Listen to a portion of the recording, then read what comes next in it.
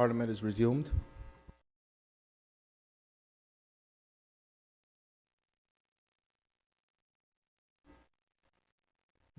Private Members' Motion number 13 of 2023-2024.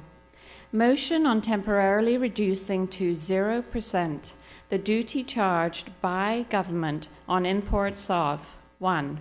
Fuels purchased by utility providers, 2. Fuels for cooking gas, and 3. Automotive fuels, including diesel. To be moved by the Honourable Leader of the Opposition, elected member for Georgetown East, and seconded by the elected member for Georgetown South.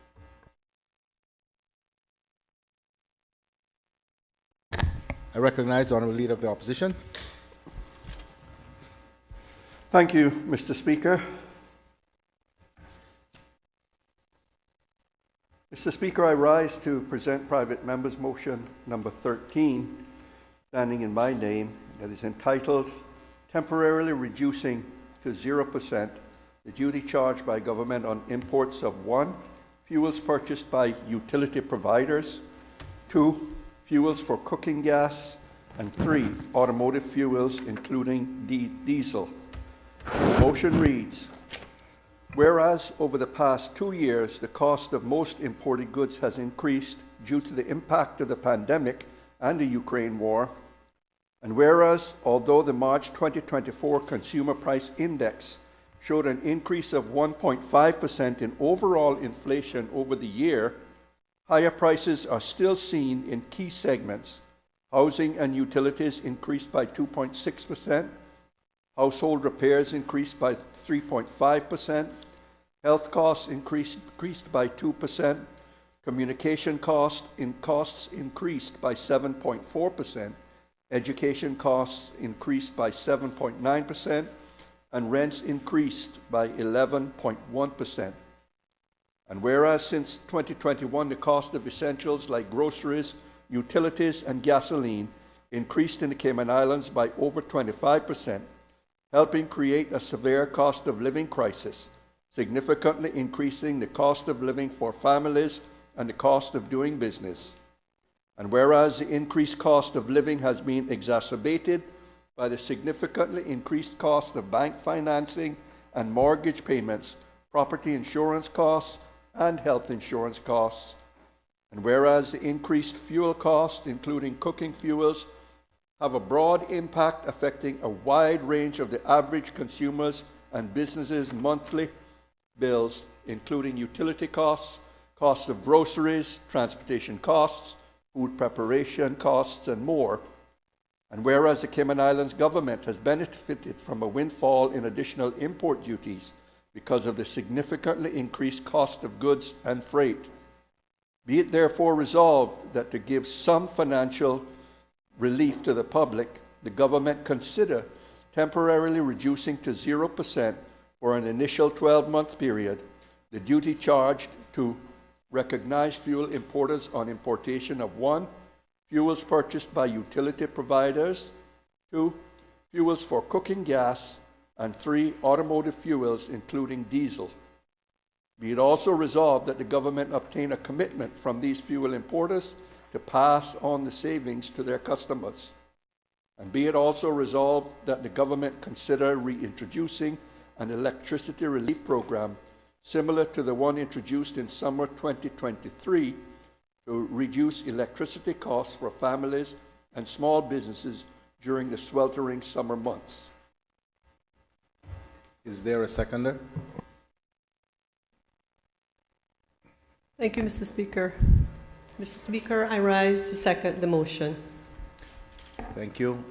The motion has been duly moved and seconded. Does the Honourable Leader of the Opposition wish to speak thereto? Thank you, Mr. Speaker. I do, but before I get into my presentation, Mr. Speaker, I just want to point out that in the motion itself, in the final paragraph, when I spoke about the final resolve, talked about introducing the electricity relief program similar to the one introduced in summer 2023. It should be summer 2022.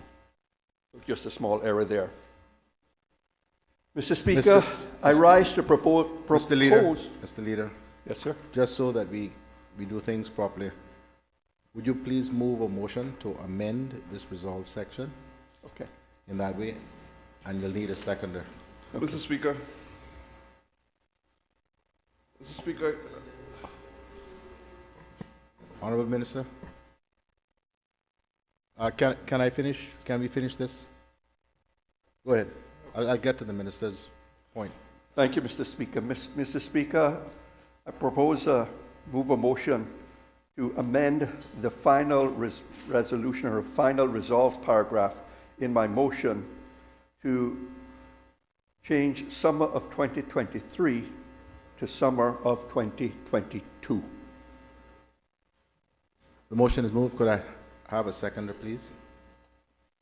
Thank you, Mr. Speaker. Mr. Speaker, I rise to second the amendment to the motion. Thank you. The question is that the motion just moved by the Honorable Leader of the Opposition and seconded by the Honorable Member from Georgetown South be amended in the final resolve section by changing the year 2023 to 2022. Those in favor, please say aye. Aye. Those against, no. The ayes have it. The motion is accordingly amended in that manner. Honorable Minister, you had a point? Mr. Speaker, I couldn't help but this afternoon when I was doing some research, I came across a news article that said that the honorable member that's moving the motion was a shareholder of CUC. So on the personal procurement interest of 83(1) in the standing orders, says a member shall not move any motion or amendment relating to the matter in which that member has a direct procurement or interest to speak on any such matter, whether in the House or in the committee, without disclosing the nature of that interest, and shall in no circumstances vote on any such matter. Well, the first point, which I'll clarify, because if the first point doesn't apply, then there's no need for the second. Honorable Leader, can you indicate whether or not you're a shareholder in CUC? I am a shareholder of CUC. Fine. So then the second point is, does that have anything at all to do with the motion or anything that is sought? Minister, just please let me finish. Okay. If there's anything to do with what is being sought in the motion, as far as I can see, this has absolutely nothing to be gained by CUC or any of its shareholders. It is simply asking government. It is government who is giving up, being asked to give up their fees, not CUC. So on that basis, I don't think the standing order referred to applies. Honorable Leader. Thank you, Mr. Speaker. I now move on to the substance of my motion. Mr. Speaker, I rise to propose this motion today with a sense of urgency. Despite the recent decline in the headline rate of inflation, the cost of living crisis is still impacting families and businesses across our islands. The urgency of this motion is not to be understated.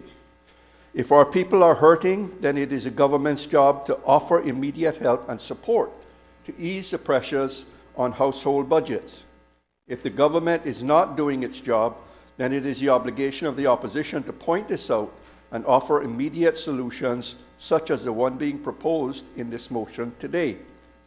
And so, Mr. Speaker, the motion before the House asks the government to give some financial relief to the public by temporarily reducing to 0% for a 12-month period the following duty charged to recognized fuel importers on importation of 1, for fuels purchased by utility providers, 2, fuels for cooking gas, and 3, automotive fuels, including diesel. The motion also seeks for the government to obtain a commitment from fuel importers. Honorable Leader, nothing to do with you, but it just occurred to me that I need to make clear to the Minister, to the House, and to anyone listening that the license between the Cayman Islands government and Caribbean Utilities Company Limited involves the provision of what's called a flow-through or pass-through of all of the cost associated with fuel. And that is why it doesn't matter to CUC whether there's a duty, it doesn't matter how high it is, it doesn't matter whether it exists or not. It doesn't impact their bottom line at all. It's a flow-through right to the consumer. So any reduction of the fuel duty goes straight to the bill that each consumer receives. Hence, my conclusion that there's no interest, no financial interest whatsoever relating to this as far as CUC is concerned. Honorable Minister of Tourism and Ports, I've already ruled on that matter. If you have another point, please raise it, but I've already ruled on that matter. I was simply explaining the basis of my ruling.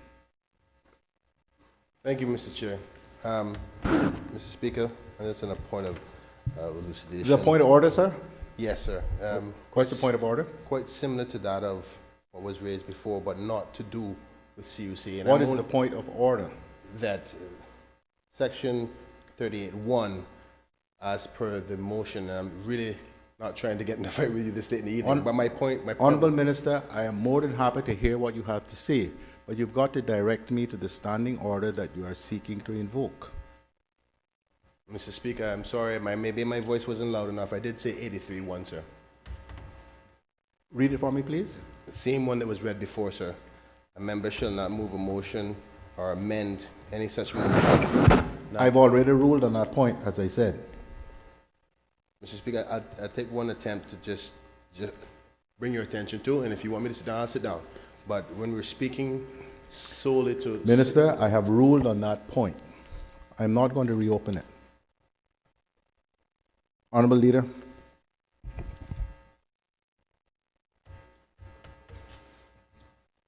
Thank you, Mr. Speaker. I can see where we're going to tonight.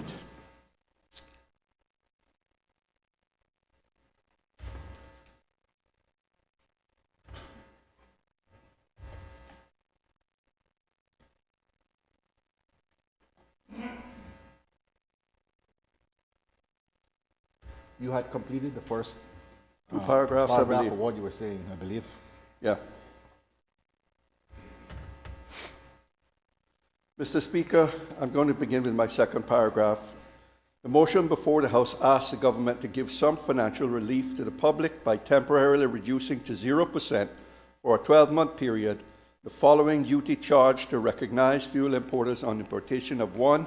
Fuels purchased by utility providers, 2.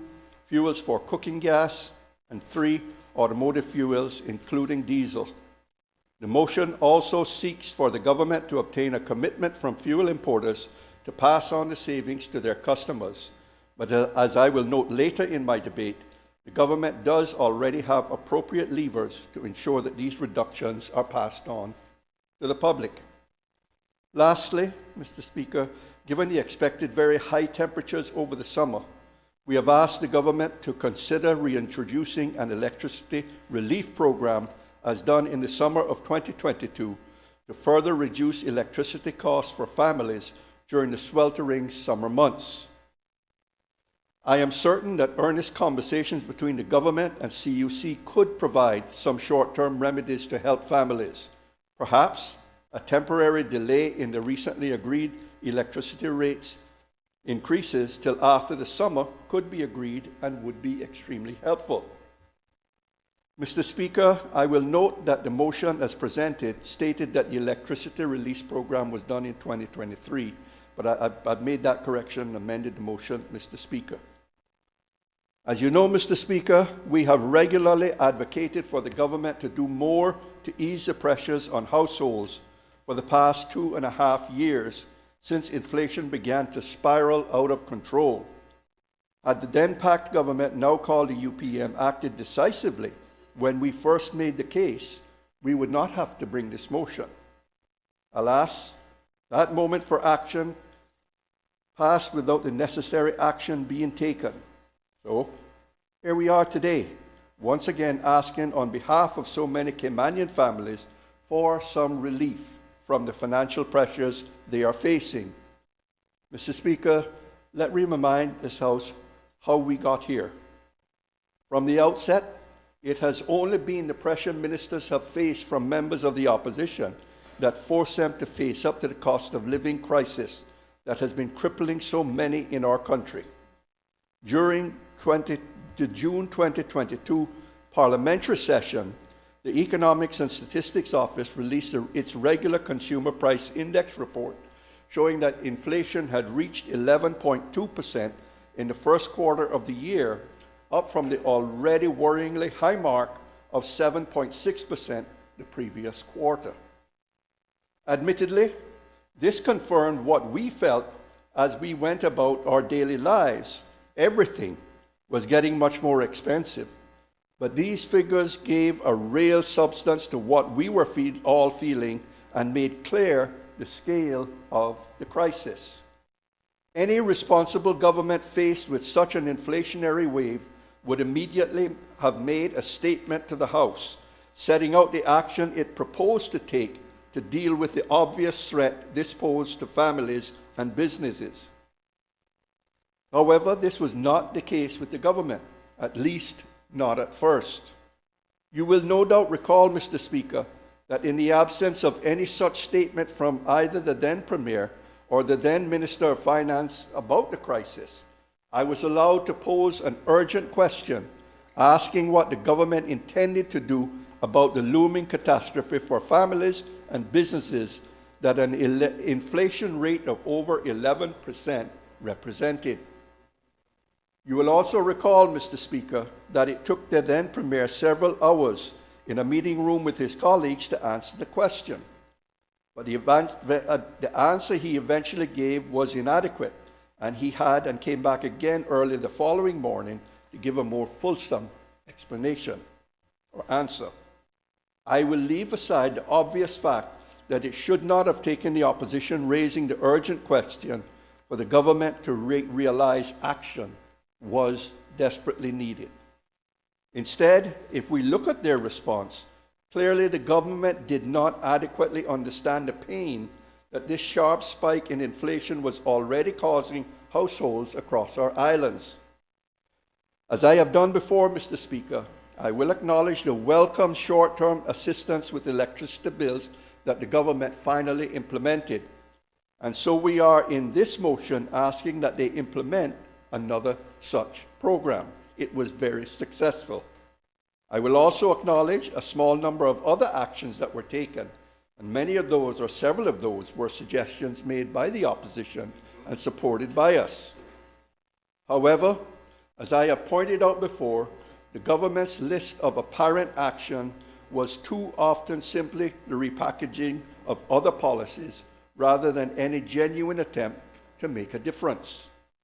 Most obviously, the former Premier rushed to claim that the free school meals policy was being implemented to help reduce costs for hard-pressed households. In reality, the policy was announced a year earlier, immediately after the administration took office, and its objectives were stated in terms of improving health and education outcomes rather than having anything to do with inflation and reducing household bills.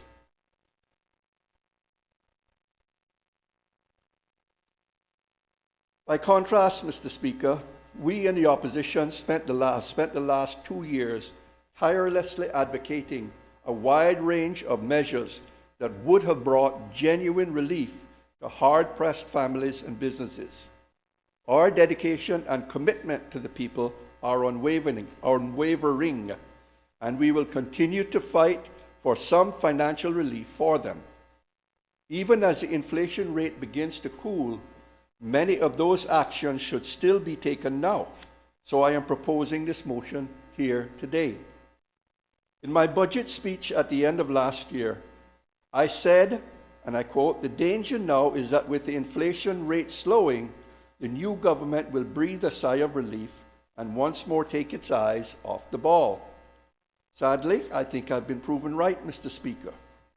I'm new Premier and Minister of Finance, and yet nothing really has been done. No action, no relief for hard-pressed families. The need for immediate action is clear, and we cannot afford to wait any longer. Mr. Speaker, the annual inflation rate has come down from its peak of 12.1% in mid-2022. The ESO's latest report tells us that the rate for the first quarter of this year was 1.5% overall. While we might still be concerned that there may be further small spikes, as we saw at the end of 2023 when the inflation rate rose to 3.6%, the days of runaway inflation have slowed, at least for the immediate future. However, we are still living with the impact of the sharp inflation spike that hit us from mid-2021 to mid-2023. As we are in hurricane season, I hate to use the analogy, but Mr. Speaker, if a hurricane hits, we all know that the story does not end when the storm passes. The damage that it does and has done still needs to be repaired. And so it is with inflation.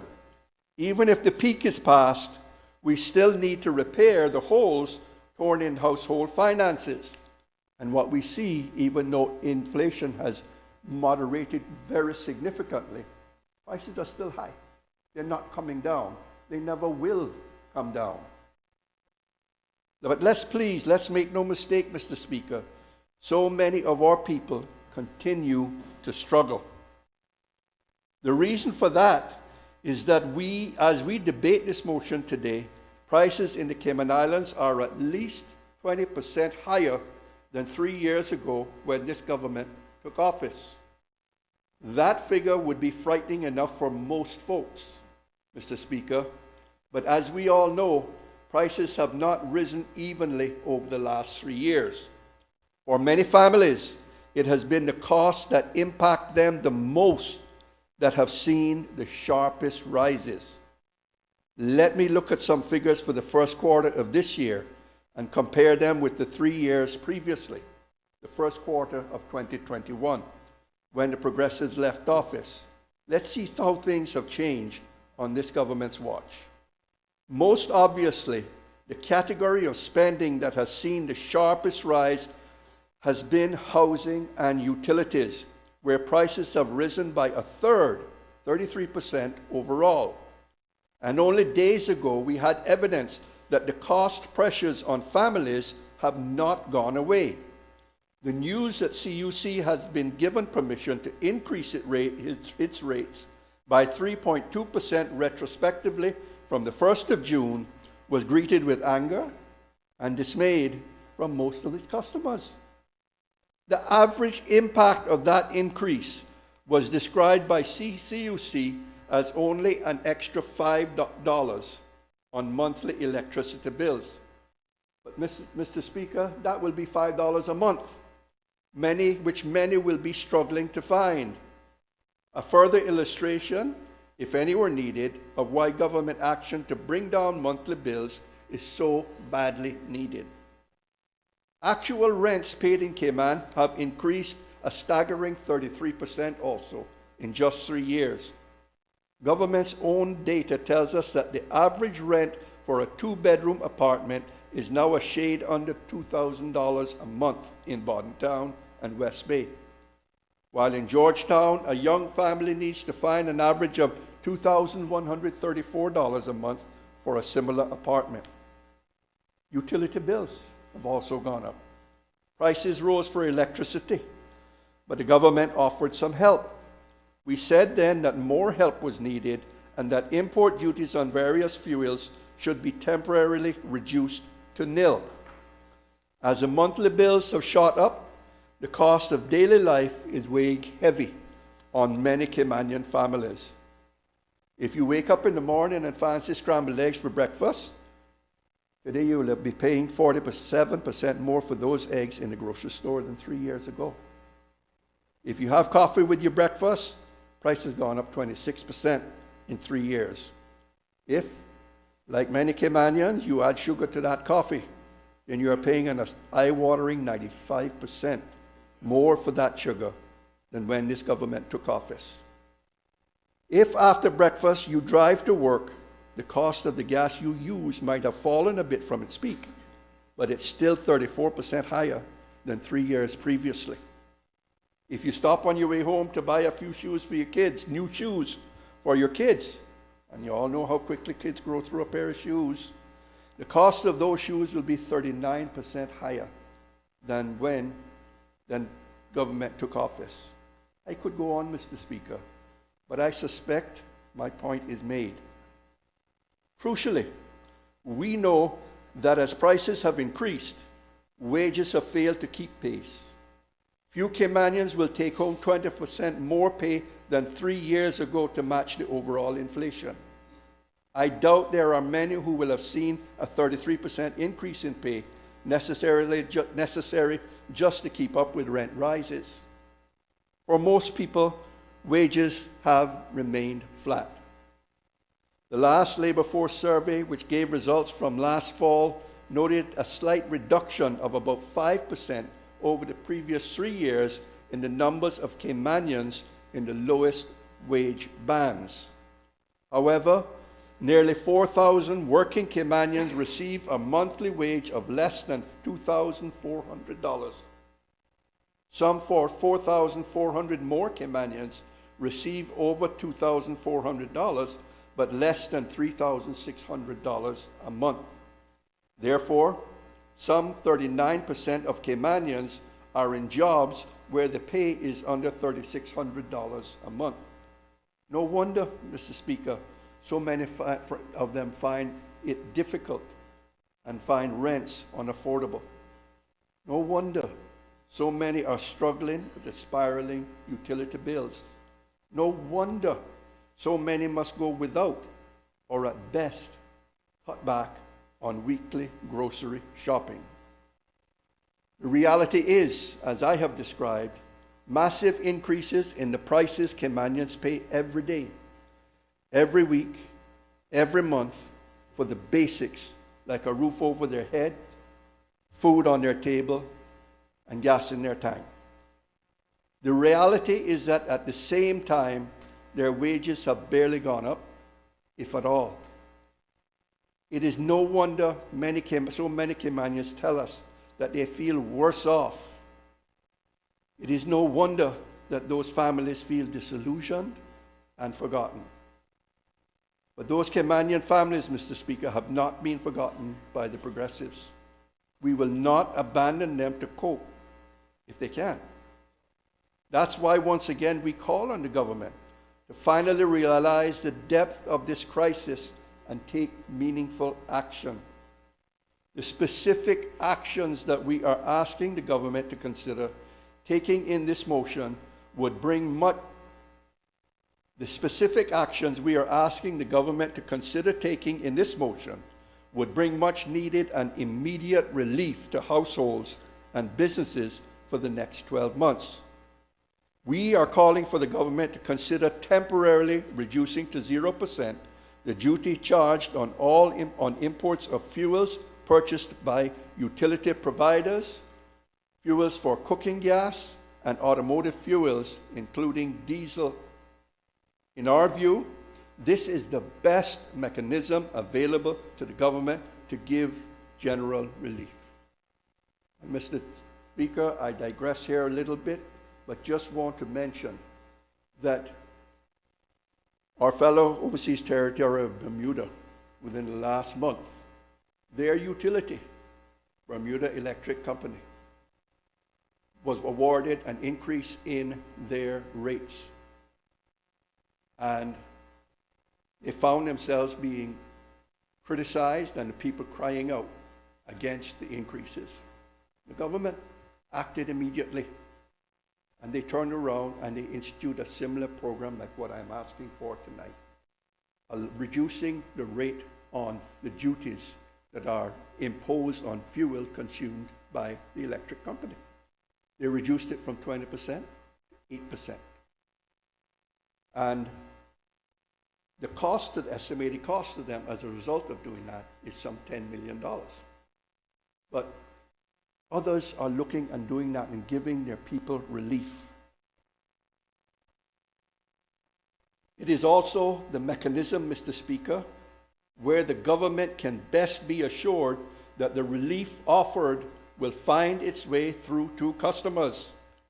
The fuel duty surcharge reduction would be seen on the face of monthly CUC bills. Consistent with what you were sharing with us earlier, Mr. Speaker, it is simply a flow-through. What they pay, they pass it on to the consumer. The reduction in prices at the pump could be monitored by OFREG as part of their efforts to ensure the competitiveness of the sector, and the same applies to the cooking fuels. We believe the change could be implemented immediately. In 2022, it was implemented quite quickly. We propose that it should last a year, at which point it would be fitting to take stock and to see if the duty reduction should be renewed, and if so, on what terms. Of course, by then, a new government will be in office, and I am sure that it will want to take stock of many things. This duty reduction can be one of many things it will want to consider. Before I go on, Mr. Speaker, I hope you will allow me a short digression. I recognize and realize that the measures I am proposing today offer universal benefit to all. I think the scale of the crisis warrants such a response. Mr. Speaker, to avoid doubt, I must mention that the Progressives continue to argue for targeted measures in addition to those set out in the motion. First, we recognize that the national minimum wage needs to be increased. Of course, we introduced the first national minimum wage, and we started the review process while in office. The PAC government committed to the completion of that review in its first strategic policy statement some 3 years ago. And in my response to the SPS, I urged the then Premier to complete the work we had started, but that had been held up during the pandemic. Despite my urgings, the Minimum Wage Committee's work was not started until early last year, and their final report made it to the minister's desk, I think it was September-October timeframe. You will be aware, Mr. Speaker, that we tabled a parliamentary question to the minister about progress on the minimum wage, and that question was answered by the minister. We tabled that question on behalf of the thousands whose livelihoods depend on the answer. I must say, Mr. Speaker, I was disappointed with the minister's answer to my question, for it indicated to me that after all this time, we are really no further ahead in delivering an updated minimum wage for the islands. Mr. Speaker, my view is this will drag... Honourable Leader, I wouldn't spend too much time on the minimum wage. It's not covered by the terms of your motion. Right now, sir. Yes. Mr. Speaker, as I said, it was dragged for much too long, and we urge the minister now to complete that review and to bring it to a conclusion. Secondly, Mr. Speaker, as I have said, we recognize that the most vulnerable in society are often the worst hit by inflation. We therefore welcome the last government's response to our campaign for an increase in the stipends paid to retired seamen, veterans, and those dependent on financial assistance from $950 per month put in place by the Progressives last term to $1,250 a month. In response to a motion brought to the House by yourself, Mr. Speaker, the Minister for Social Development agreed to consider a further increase to $1,500 for seamen, veterans, pensioners, and those needing long-term financial assistance. It was also agreed that the public service pensions ex gratia uplift payments would be amended so that all civil service pensioners would receive a pension of at least that paid to older persons receiving permanent financial assistance from the government.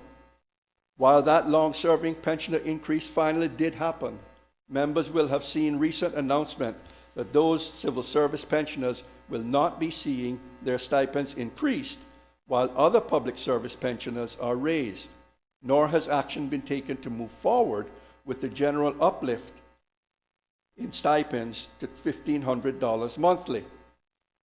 I have therefore renewed our Progressives campaign for the necessary uplift, and notwithstanding the response from the Premier yesterday to our parliamentary question regarding this issue, we will continue to make the case and advocate for the increase to $1,500 a month for those in need of government support.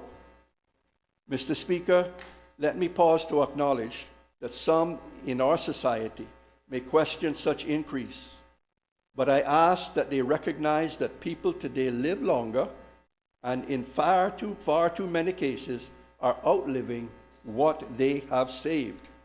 Their meager pensions are insufficient, and so the increased ex gratia payment dramatically affects the quality of their life in their old age. Mr. Speaker, I do not know how ministers will respond to this motion, but I do hope that they will find it a positive step and embrace it.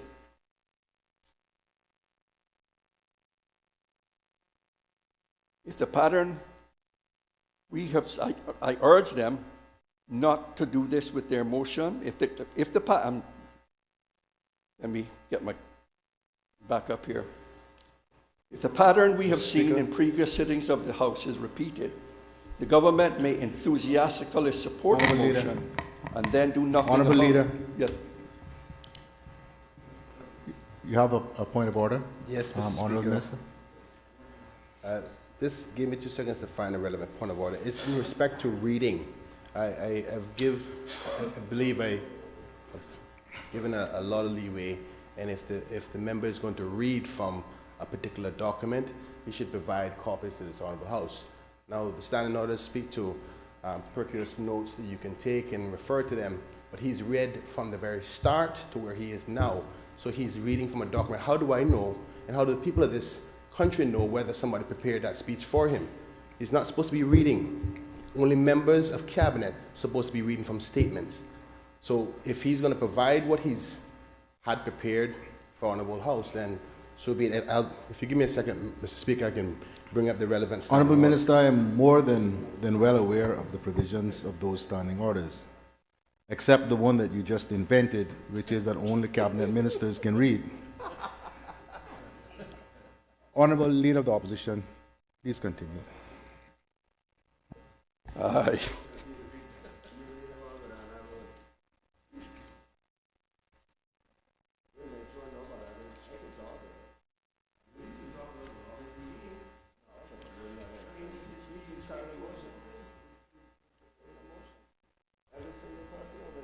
Mr. Speaker, I said, and I started to say that if the pattern we have seen in previous sittings of this House is repeated, the government may enthusiastically support the motion and then do nothing about implementing it, or at best, make haste very slowly. I hope them, and I do pray that they won't do that with this motion. If, as I hope it will do, the House votes to support the motion today, then we will have created the expectation that action will be taken. I know, Mr. Speaker, that we can only ask the government to consider action, and that we cannot bind the executive. However, if government members vote for a motion, people should rightfully expect to see positive steps taken to implement it. If a way can be found to make the changes happen during this sitting, Mr. Speaker, then we on this side will support it. But I doubt, given the timing and everything else that has taken place here this week, that could be achieved, that could not be achieved. So I hope government members on the government side will be straight. If you don't intend to take action to implement the proposed changes, then please explain why not tonight to the people. There can be only two reasons why a government might fail to implement the change I am asking for and advocating. The first is that they believe it is unnecessary. I have amply demonstrated in the remarks I have already made that the relief this measure will bring is much needed, desperately needed. The second reason the government might reject the ideas in my motion is that they might consider them good ideas but unaffordable. Well, let me deal with that potential objection, Mr. Speaker. I have been among the harshest critics of this government's wasteful spending. Therefore, it might be a surprise that I am suggesting a measure that might appear to strain the government's finances further. One simple way around this problem is for ministers to call a halt to some of the unnecessary spending and reevaluate it. That is going on and using the savings made to finance the measures. By all accounts, there is very significant surpluses in government's finances that could be used and applied to support these motions.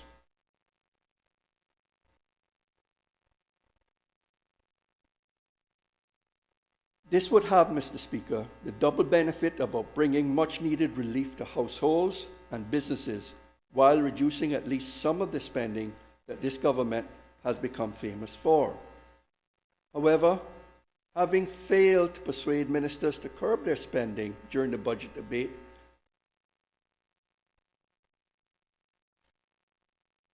I suspect that my appeal to them now could very fall on deaf ears, and I hope them not.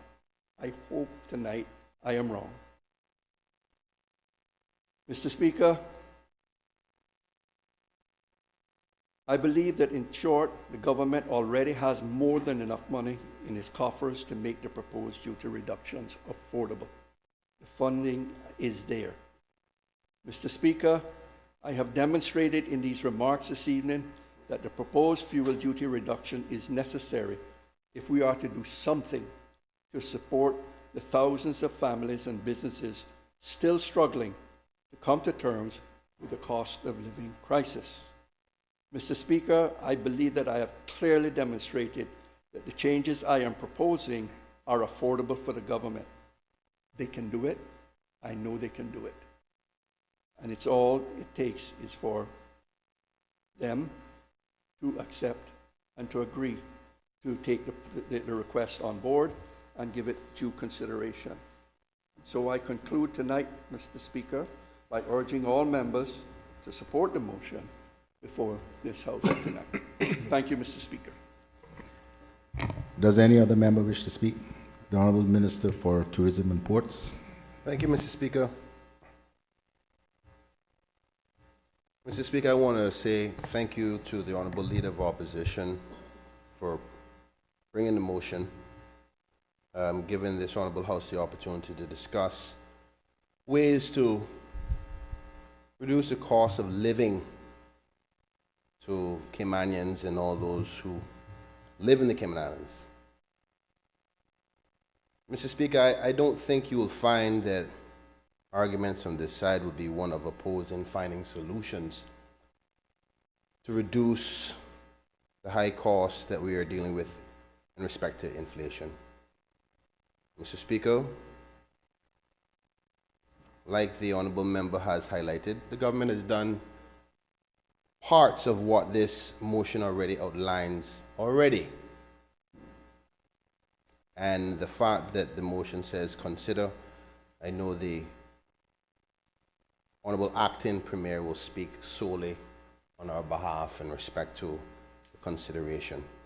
But I thought it'd be prudent to highlight some potential hurdles in the way, because we are in the process of doing some considerations ourselves, monitoring our financial position up to the halfway mark of this new budget. But I without getting into, I don't want to get into a conflict with the opposition about this motion, because the motion here, the intent is to help Caymanians. We want the same outcome. And that takes the balancing of the income that you have and what expenses you're going to deliberate or allocate the monies that you have coming in and what you're going to focus them on. Which brings me to the point of what the Leader of Opposition said in respect to unnecessary spending.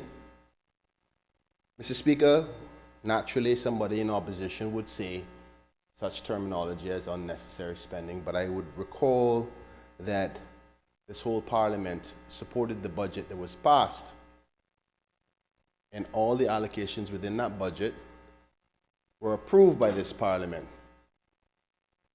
Now, of course, I know the rule of being in opposition. I know the rule of the election is around the corner and saying, well, why don't you take some money away from the scholarships to help with this?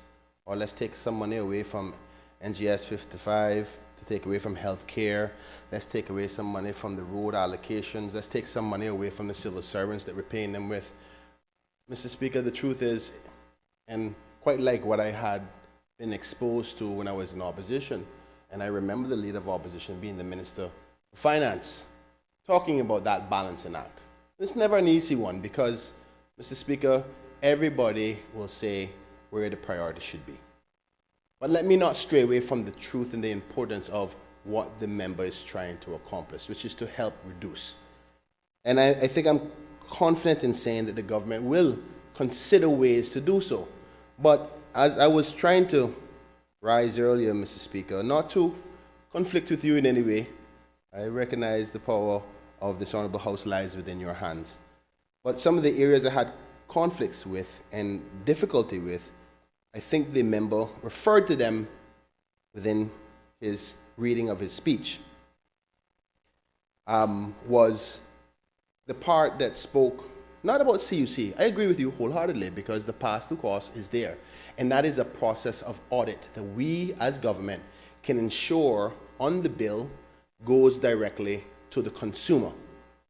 We've done that already. So I don't think there's any squabbles there, and we would agree to that.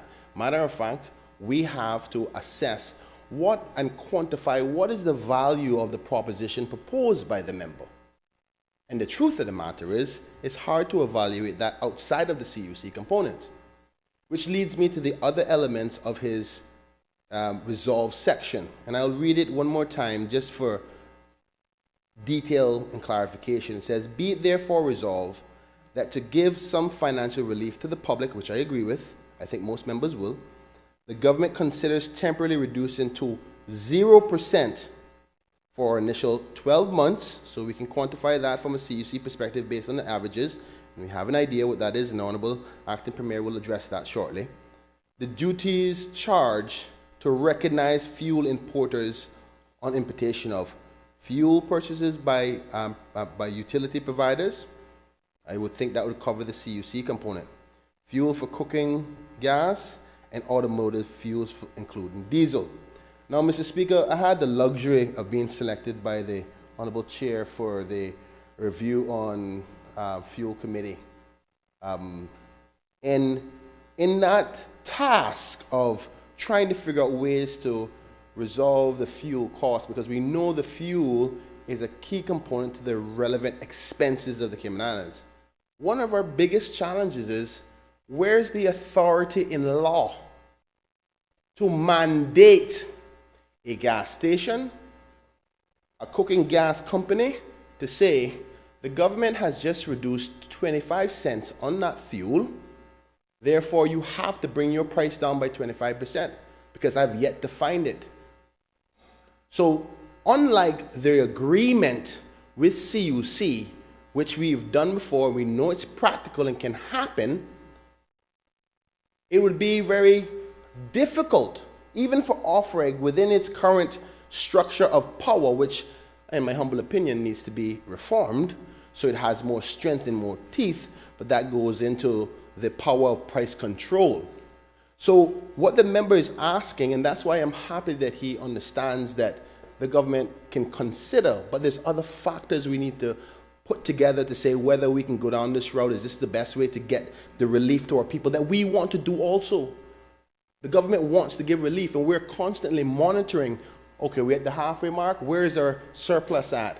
Can we afford this? Are we still on our projections? Did we lose in other areas? So while we're doing that, which the Honorable Premier, unfortunately she isn't here, has been advising us on our halfway mark, and we believe that we'll be in a position within short order to make some relevant announcements. But I leave that to the Honorable Acting Premier to go further in.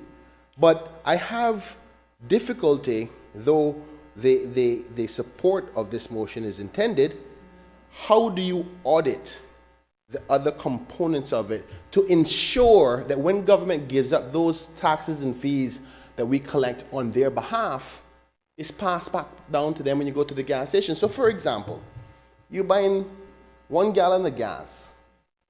We don't charge the gas station for the duties associated per gallon, and I'm not sure how much that is, but hypothetically speaking, let's just say it's 15 cents. Without price control legislation or regulation, how do we tell the gas station?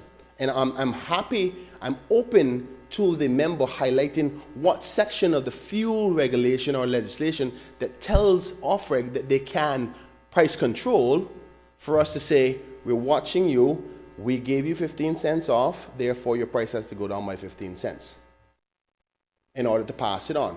So we know the pass on will go through with CUC, but I don't see where, and this is why we will have to go away and consider these factors as per the law. But I, off the top of my head, don't see where we can do it with Section 2 and 3. But that does not mean, Mr. Speaker, we cannot support the opposition's intention with this motion, which way I'm happy to say on behalf of this government is already in consideration. But of course we know, Mr. Speaker, let's be real, there is an election in a few months. This is that election time discussion. They know, quite just like us, this is the first half of the budget, the first half of the year, whereby most of our finances come in through financial services and tourism, and we have to watch these slow months.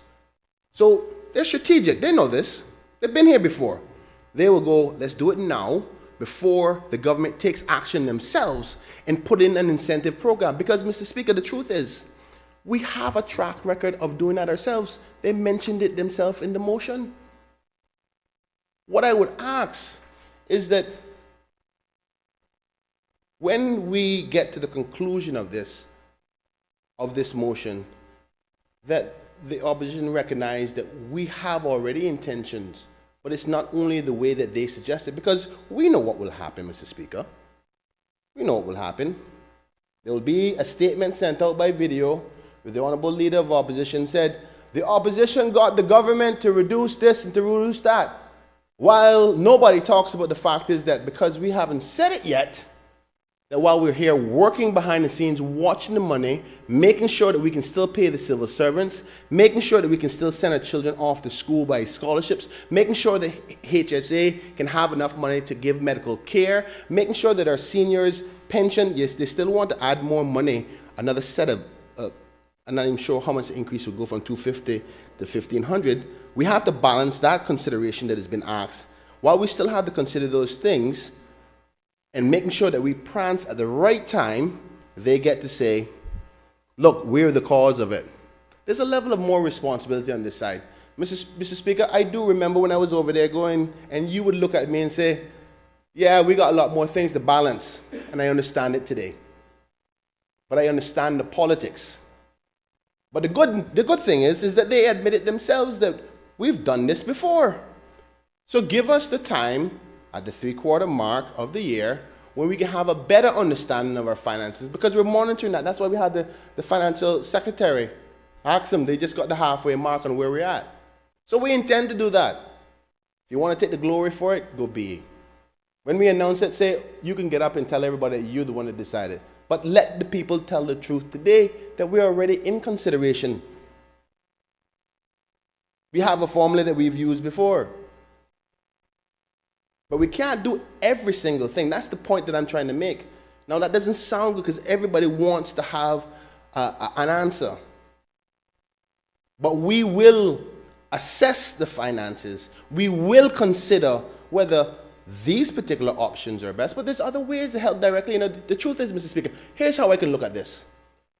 The comments that I know that members of opposition have heard before, which is, you're giving away fuel, do this to CUC, where all the non-Caymanians taking advantage of it too.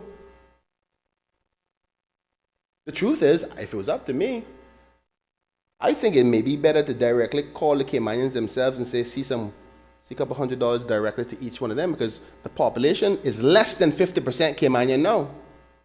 But the benefit that we gave up before, which was amounting to over 7 million, if my memory serves me, that 7 million was split down. That means 3.5 of it went to non-Caymanians.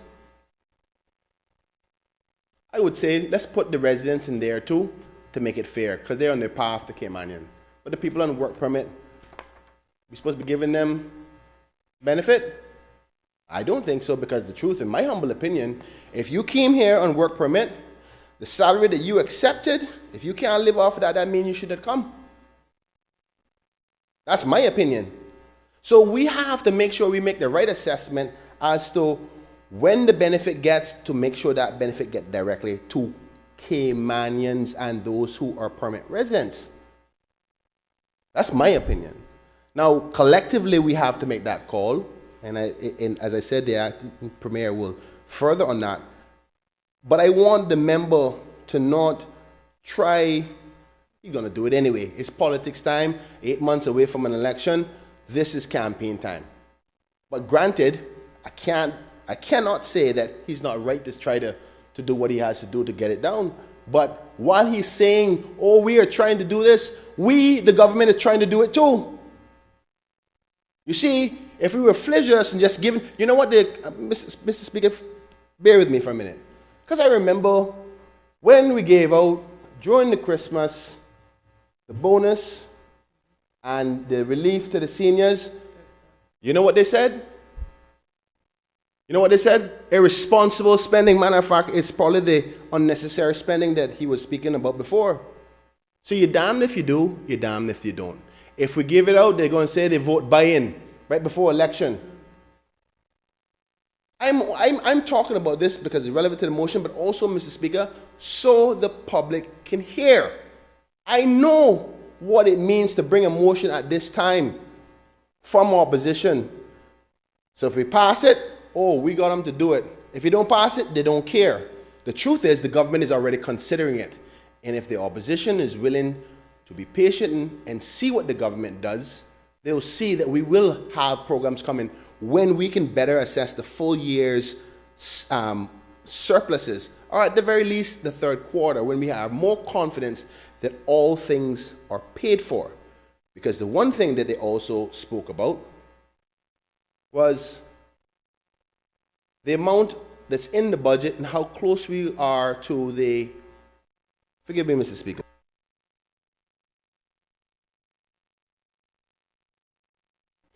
They were speaking more about making sure that we were compliant with the FFR. And our budget lines were so close. But yet still those same people who would claim that we're irresponsible with our budget allocations, how close we are to being compliant, are the same ones in the next breath that say, increase this, increase that, give away this, give away that. What I would like to hear is the unnecessary spending he's talking about, outline which one of the programs that we are currently doing for the good people of this country that the leader of opposition wants to take away. Which one? Does he, again, Mr. Speaker, I don't want to take away from the merit of this motion, but I'm not going to make politics overtake the truth of what will happen, which is the government will come up with something to give back to the people once we have a better assessment of the finances.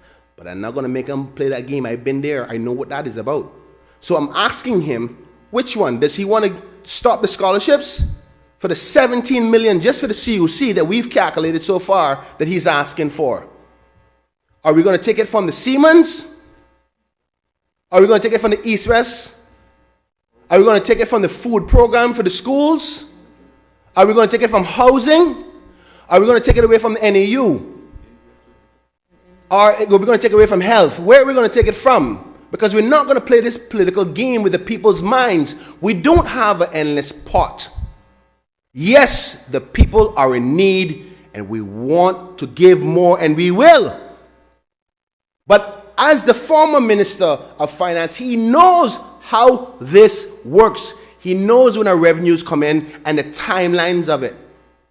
And I refuse to allow you to fool the people of this country with the politics of it, because you know we want to give them a relief too. So, yes, we have some surpluses.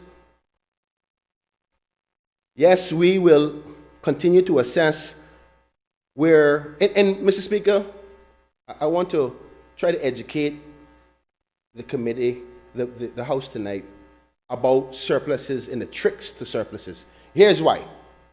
You can have, and any business owner out there would understand this quite clearly, depending on what kind of business you're in. You can have a surplus in the first 6 months, but by the 10th month of the year, you might actually be in a deficit. Because most of your sales, depending on what industry you're in, may come in at a particular time. Now, we do not think that we're going to have any deficits. That's not what I'm saying. I'm saying that we're held to the responsibility to ensure that for this full year, we make the mark to pay all the bills. So all the civil servants, all the people who are retired, all the children who are in school, all of those who are sick, all those who are in NEU, all the authorities, everybody can get paid. That's what we are responsible to do. So naturally, I've seen before, Mr. Speaker, in 3 years now, 4 years over there, that I've seen a trend, and I learned it, which is you don't do no heavy spending until around the 8th or 9th month, because you have better predictability on what your revenues are going to be. And I'm going to tell you why. I'm going to add a little bit more information for the audience to understand. Our two main industries, financial services and tourism.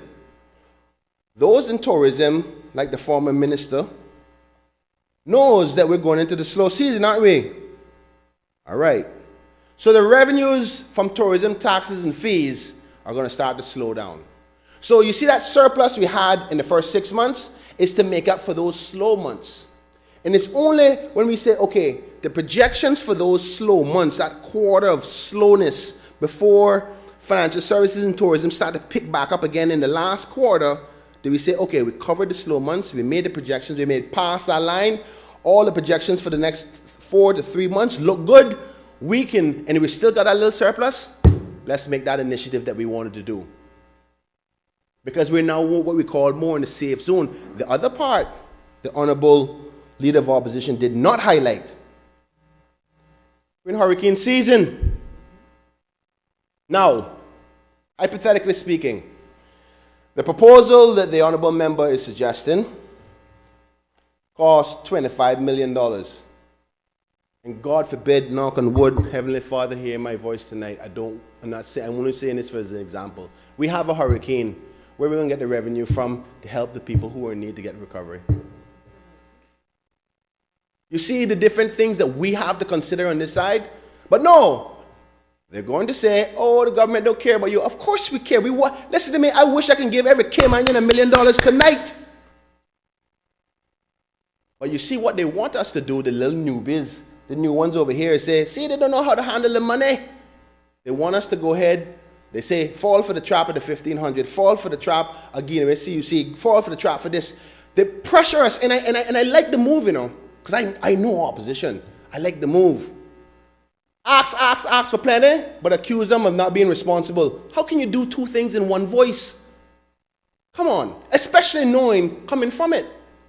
But yes, we're young. Yes, we're new.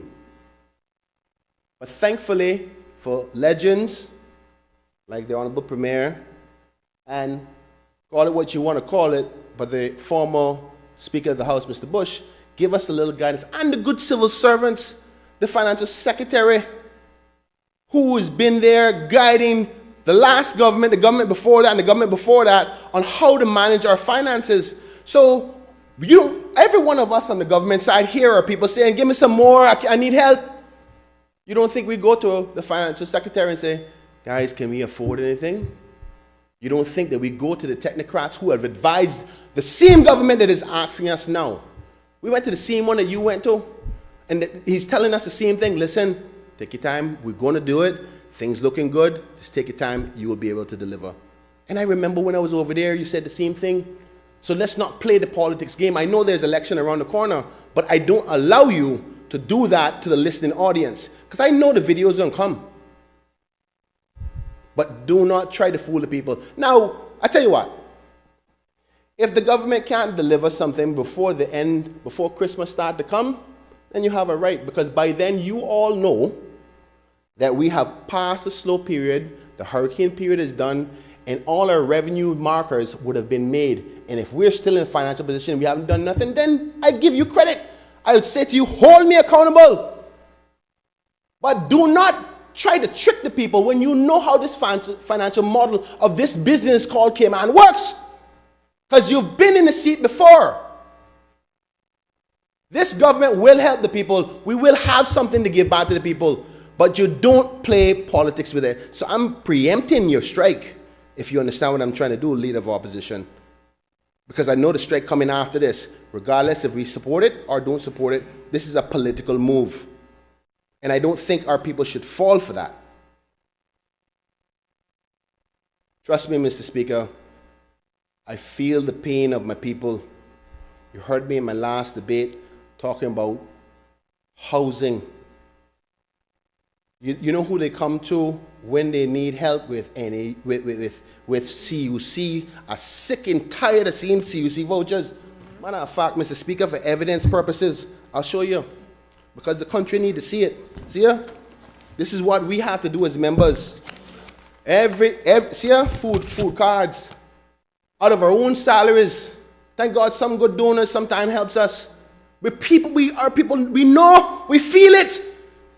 Every one of my members have talked about, boy, you got the food cards, you can help me with this week, I'll give it back there when I buy my batch. We help our people.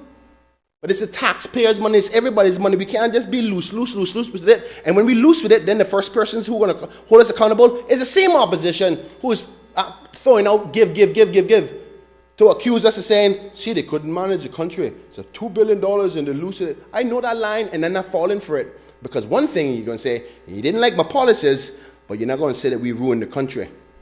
You're not going to get that.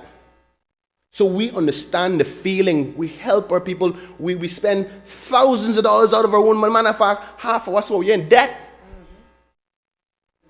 Right? But yet, you're right. There's a business called debt, meaning, let me rephrase that. I want to make sure that we don't mislead anybody.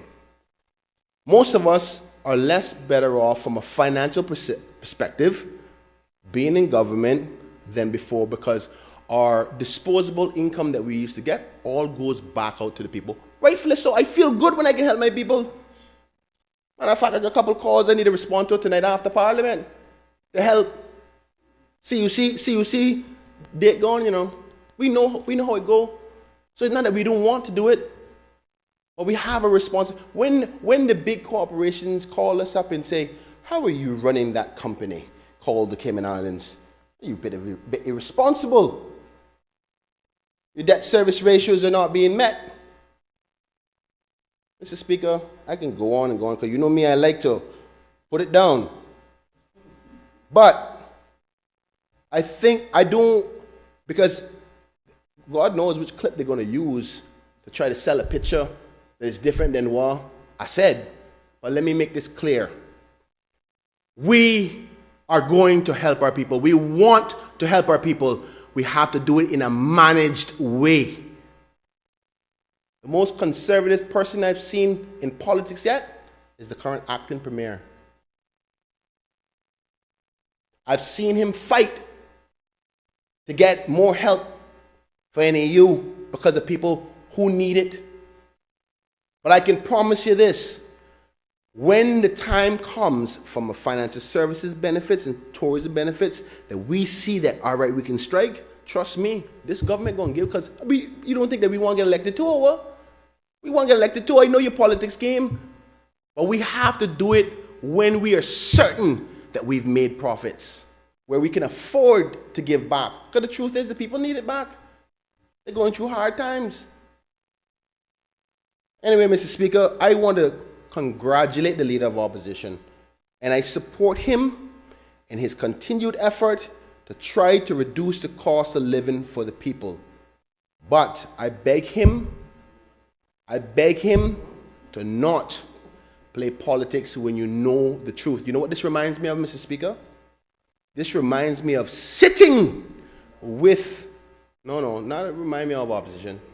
This reminds me of sitting with the Leader of Opposition and the former Minister of Tourism in that committee room over there and said, sir, don't worry about the Barbados flight. We got a revenue guarantee, we're going to make profits. You know what he did? 6 months later, sent out a video about how much money we were losing. So much so that the people in Barbados canceled the flight. That's what they did. While we were making profits every month. Re-guaranteed, no matter if 0 people went on the flight because of politics, and I'm not going to make them do it again with this. And they knew better. Because both of them sat with me, my chief officer, and one senior member of Cayman Airways. Told them, because I couldn't do it on the floor of the house, because the contractual agreement said, listen, don't worry guys, I set up a good deal for Cayman. They can fly, and we would never lose. Still played politics with it. And that's the part of politics I don't like. Now we no longer have the service to Barbados. You know why? Our leaders in Barbados are getting so much licks. Because they basically guarantee Cayman Airways profits till the man pull out. That's what politics does. And I'm tired of it, Mr. Speaker. And they shouldn't play politics with this, because this government cares. And I can promise you before the end of this year, you'll see that we're going to give back to the people. Mr. Speaker, that's my contribution. God bless you and good night. Does any other member wish to speak? Does any other member wish to speak? Does any other member wish to speak? The Honourable Member from Georgetown South.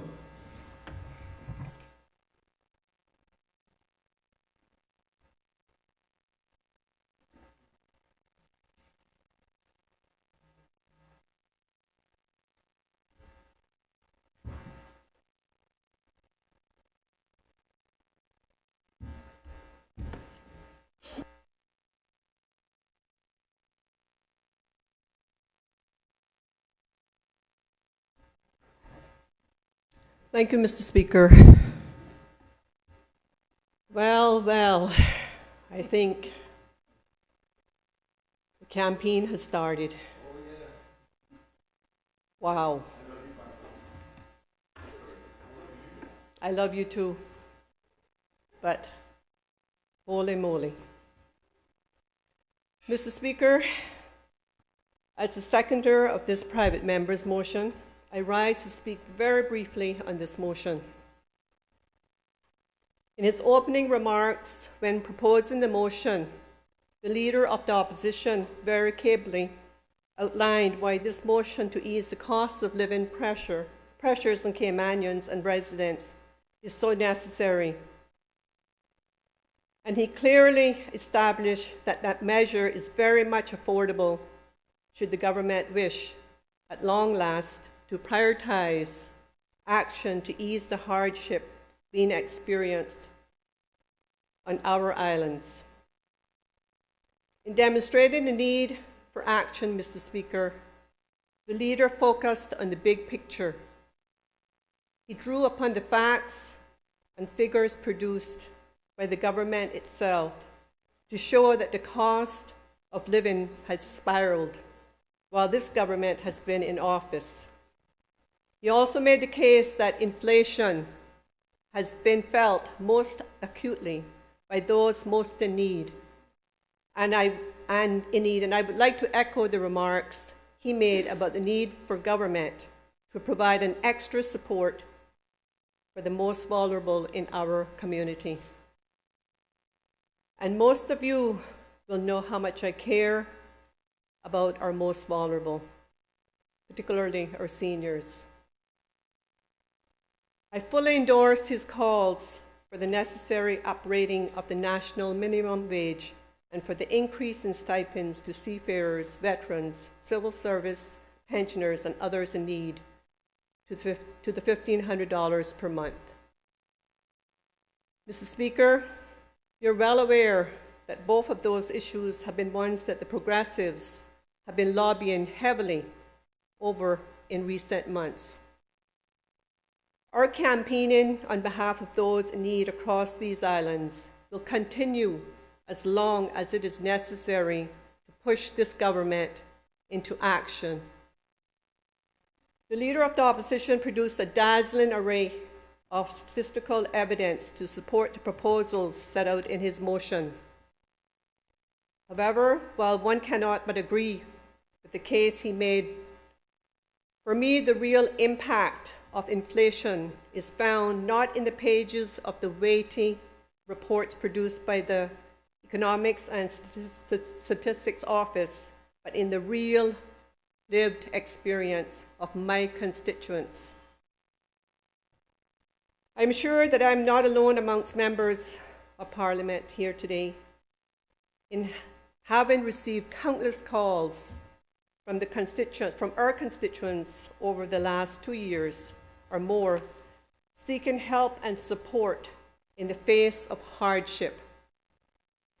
We all know the impact that rocketing monthly bills for utilities, groceries, and other everyday essentials has had on the people we were elected to serve. It is with those people very much in mind that I now second this motion. Mr. Speaker, I know of constituents that are trying to help themselves by renting out rooms in their homes, just to try to make ends meet to avoid having to go to NAU. Our Caymanian people are very proud, and the last thing they want to do is to depend on handouts if they can help themselves. My colleague, the Leader of the Opposition, made particular reference to the crippling increases in rents that have occurred on this government's watch. He talked about average rent increases of 33% over the last 3 years. Let me just pause here, Mr. Speaker, because that is a truly staggering figure. Average rents up by 1/3 in just 3 years. But of course, averages are just that. Many will have seen rent increases well above that figure of 33%. Probably like most members of Parliament here today, I am aware of properties in my constituency for which rent rises of well over 50% have occurred in that 3-year period. And what is the impact of that, Mr. Speaker? Like many members of Parliament, I know of far too many examples of young couples still living at home with their parents when they would have liked to be setting up a home for themselves. In the past, we often heard that it was rising house prices that prevented young Caymanian families from getting on the housing ladder. Now, many young families cannot even afford the rents being asked by landlords and are having to remain at home for far longer than was the case in previous generations. In some cases, over the last 3 years, we have even seen young people who had moved out of the family home and into rented accommodation, but have been forced to move back home with their parents as landlords have increased rents. For those who are scraping together enough money to continue to rent, the monthly bills they face means that they're unable to save. That in turn means that they're struggling to put together enough savings for a deposit should they wish to buy a home, and of course, all the while, rising prices means that the amount needed for a deposit is getting higher and higher. At the same time, the recent rises in mortgage rates are making home ownership even less affordable for such families. For many of these young families, then, the dream of home ownership is not one which they see themselves as being able to realize. Instead, home ownership remains an ever-distant dream. The measures outlined in the Leader of the Opposition's motion before us today will provide some measure of relief to hard-pressed Caymanian families. However, I hope you will indulge me, Mr. Speaker, if I digress slightly to say that one other issue this government must move on with pace is the need to provide more affordable housing options for Caymanians. The Progressives have been campaigning throughout the term of this government's office for action to be taken to help achieve more affordable rents. Too often the focus is on measures to support home ownership, and I welcome those, but we also need to look at how rents can be made more affordable. We have proposed a number of ideas that we believe the government should be considering. They include the establishment of a social landlord providing affordable rented homes specifically for Caymanians. And I would urge the government, even this late into its term of office, to undertake the work necessary to investigate the most appropriate way of establishing such an organization. It is clear, Mr. Speaker, from both my remarks and the contribution of the Leader of the Opposition, that there is much more that this government needs to do to help alleviate the hardship created by the inflationary spike of the last 3 years than is contained in this motion. However, we cannot let the great be the enemy of the good. The measures that are set out in this motion would bring immediate relief to households and indeed to businesses across our islands. There can be no doubt that this is an essential support at a time when many are facing genuine hardship. And as the Leader of the Opposition made clear in his remarks, that hardship will continue to do so for some time, even as the inflation rate is brought down to levels at which prices themselves are no longer skyrocketing.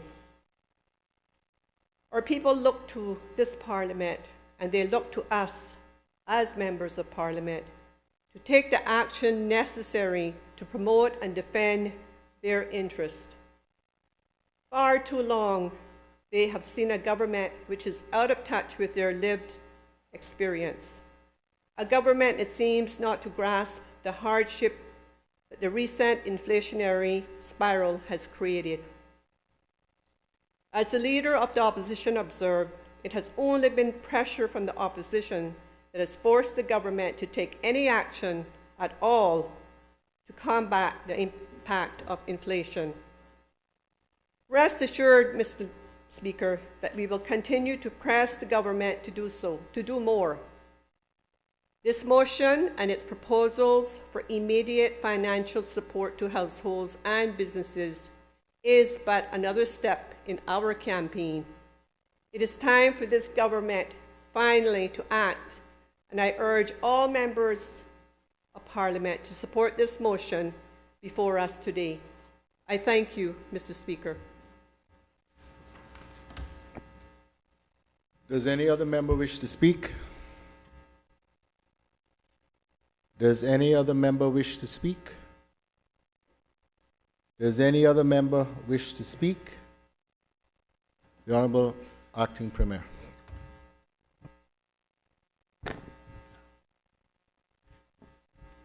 Thank you, Mr. Speaker. And thank you to the Leader of the Opposition for the motion. I wish to outline a few notes I received from the Ministry of Finance team to put the proposal into financial context. The note I received from the Ministry of Finance, to recap, the reduction to 0% duty for an initial 12-month period on imports of fuel by recognized fuel importers that encompass utility providers, fuel imports as cooking gas, and imports of automated fuels, including diesel, will result in foregoing revenue of approximately $17 million over a 12-month period. Mr. Speaker, I believe that the mover of the motion and the seconder, as the rest of us in the House, have good intentions. We all want to help our people, as fiercely mentioned by the Minister for Tourism. But at the same time, I think the Minister's point is that we have to do so in a manner that's financially sound. So the Leader of the Opposition mentioned in his contribution or his presentation the two reasons why the government may have to be cautious about it. And one of them is affordability. The government is not readily available to identify areas of expenditure that could be curtailed or eliminated that will amount to $17 million annually at this stage. The 17, according to the Ministry of Finance team, the 17 million loss of revenue by the government could be mitigated by purely removing, for example, which is one of the things that's being asked for, financial assistance. Well, we're unable to do that because we need to keep that program going. And to touch on it, since the Leader of the Opposition opened the can of worms, the increase from $9.50 to $12.50 was not, for the record, brought about as an idea to respond to the opposition. We in the ministry, from the beginning of the term, had recognized that $9.50 was too low. It was obvious, looking at the needs assessment unit's data, that it was difficult for those who receive what was then $9.50, which would be seafarers and vets, older persons, and persons with permanent disabilities. We, of course, at the same time, had to recognize the budget constraints and work with the then Minister of Finance to be sure that we could get the uplift. I remember the ministry staff saying to me, we know this and we've known this that $9.50 is too low. It's only a matter of time before the opposition points it out. I understand. And it will make you look, Minister, as if you're just responding to their proposal. But that is the vagaries of in government, of when you can time your increases. That, to my mind, was irrelevant. The major point was who scored the goal, the people got the help. The proposed increase from $12.50 to $1,500, as I mentioned in the answer to a PQ, is just not justified at the time. Majority of the majority of the persons in that category are already homeowners, so they don't have the largest expense of rent, and the program is indefinite. In addition to that, as I mentioned in that PQ, there is a good portion of that category of persons who both get the seafarers, veterans ex gratia payment, as well as the long-term financial assistance, so they're getting two $12.50s per month. And for the persons who only get $12.50, as I mentioned in the PQ, can still apply to NEU for additional services if they can't meet their basic expenses. So that is something that we will continue to monitor, and if costs rise and we can justify it, we'll move to it. But on the data of looking at the financial assessments of those households, they're meeting their basic expenses. Now, what you may get, and I get it too as an MP, is maybe what we would consider the more incidental or elective expenses. That is where NEU is beyond NEU's remit, because their remit is to cover the basic living expenses. Some folks will legitimately ask for incidentals, and I can understand that, but we have to stretch the budget as much as possible to make sure that the basic living standards are covered. in addition, so that's just one example that by accepting the motion, and if we were to follow through on the proposal, we might have to cut areas in which are already directly impacting people, whereas the proposal, you still have to rely on part of it to get passed on to the consumer, whereas some of the measures that were already being distributed have a direct impact to people's lives now. The Ministry of Finance team also gave me a note that in addition to the 12-month removal of duty on fuel, the motion, again, as stated, considers reintroducing the electricity relief program. The electricity relief program provided some relief to families and small businesses with respect to electricity costs that they faced, which ran from July 2022 to December 2022, and the cost to government was approximately $7.9 million. The reintroduction of a similar program in 2024, Mr. Speaker, would cost the government approximately $8.6 million. Mr. Speaker, the government is aware of the significant cost pressures affecting our people, and we're considering active measures at the moment to alleviate the financial burdens of our citizens.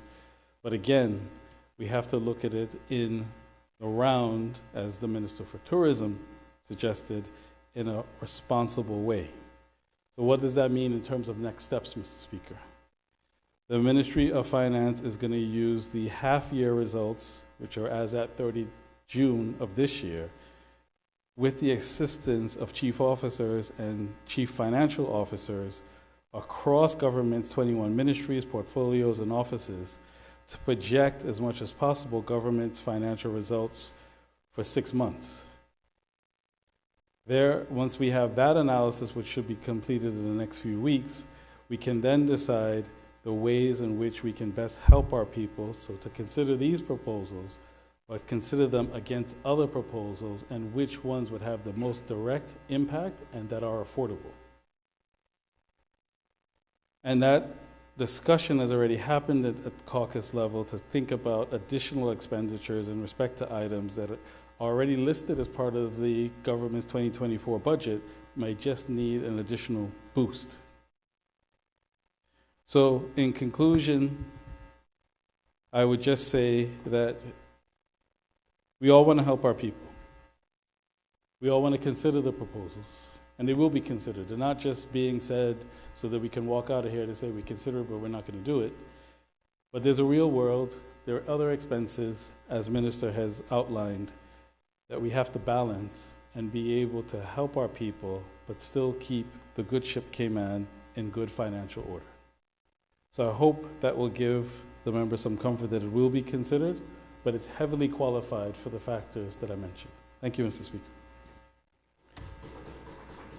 Does any other member wish to speak? The Honourable Deputy Leader of the Opposition. Thank you, Mr. Speaker.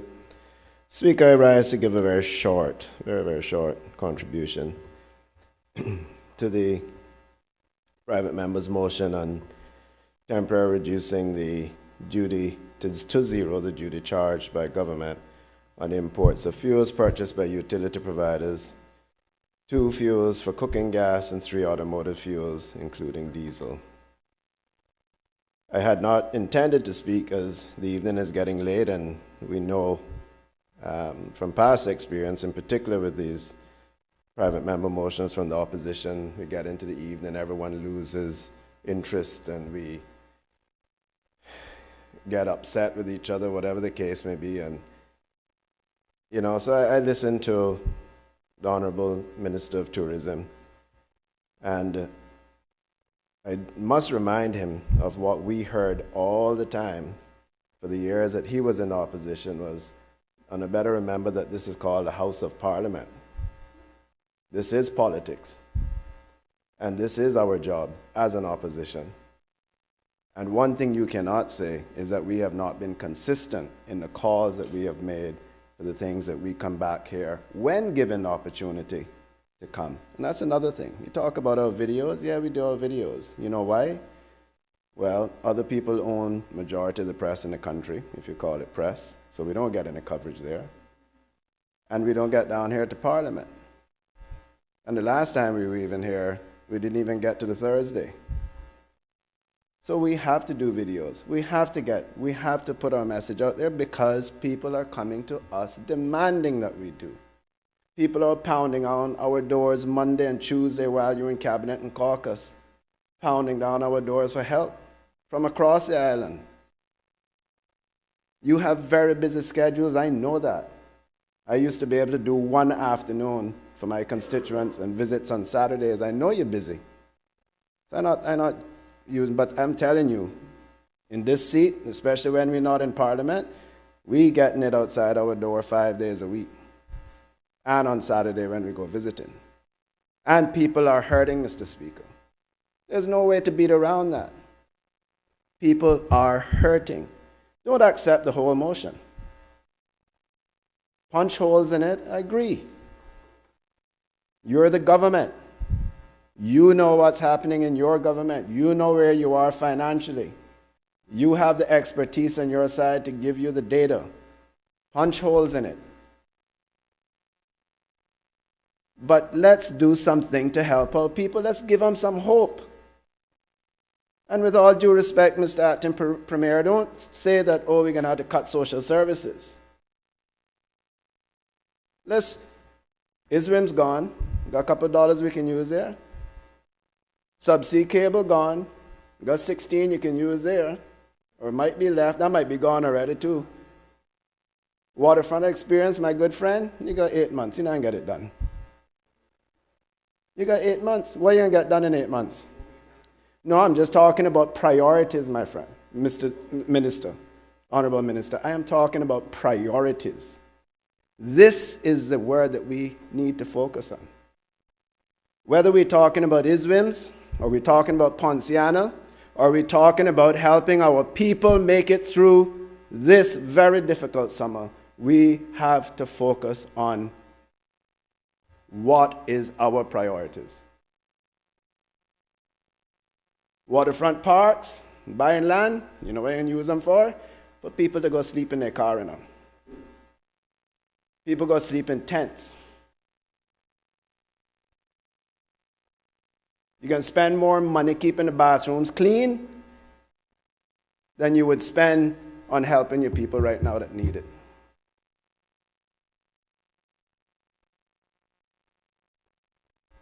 Mr. Speaker, I feel my legs shaking and my voice shaking.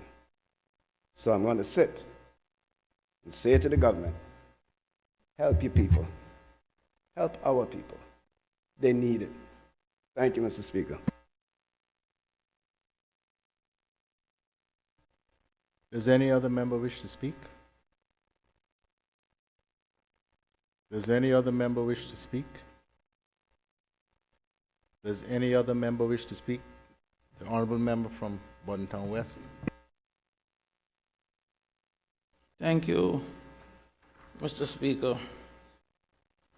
Mr. Speaker, I'll be the first to say, politically speaking, I have no dog in this fight, politically speaking. However, Mr.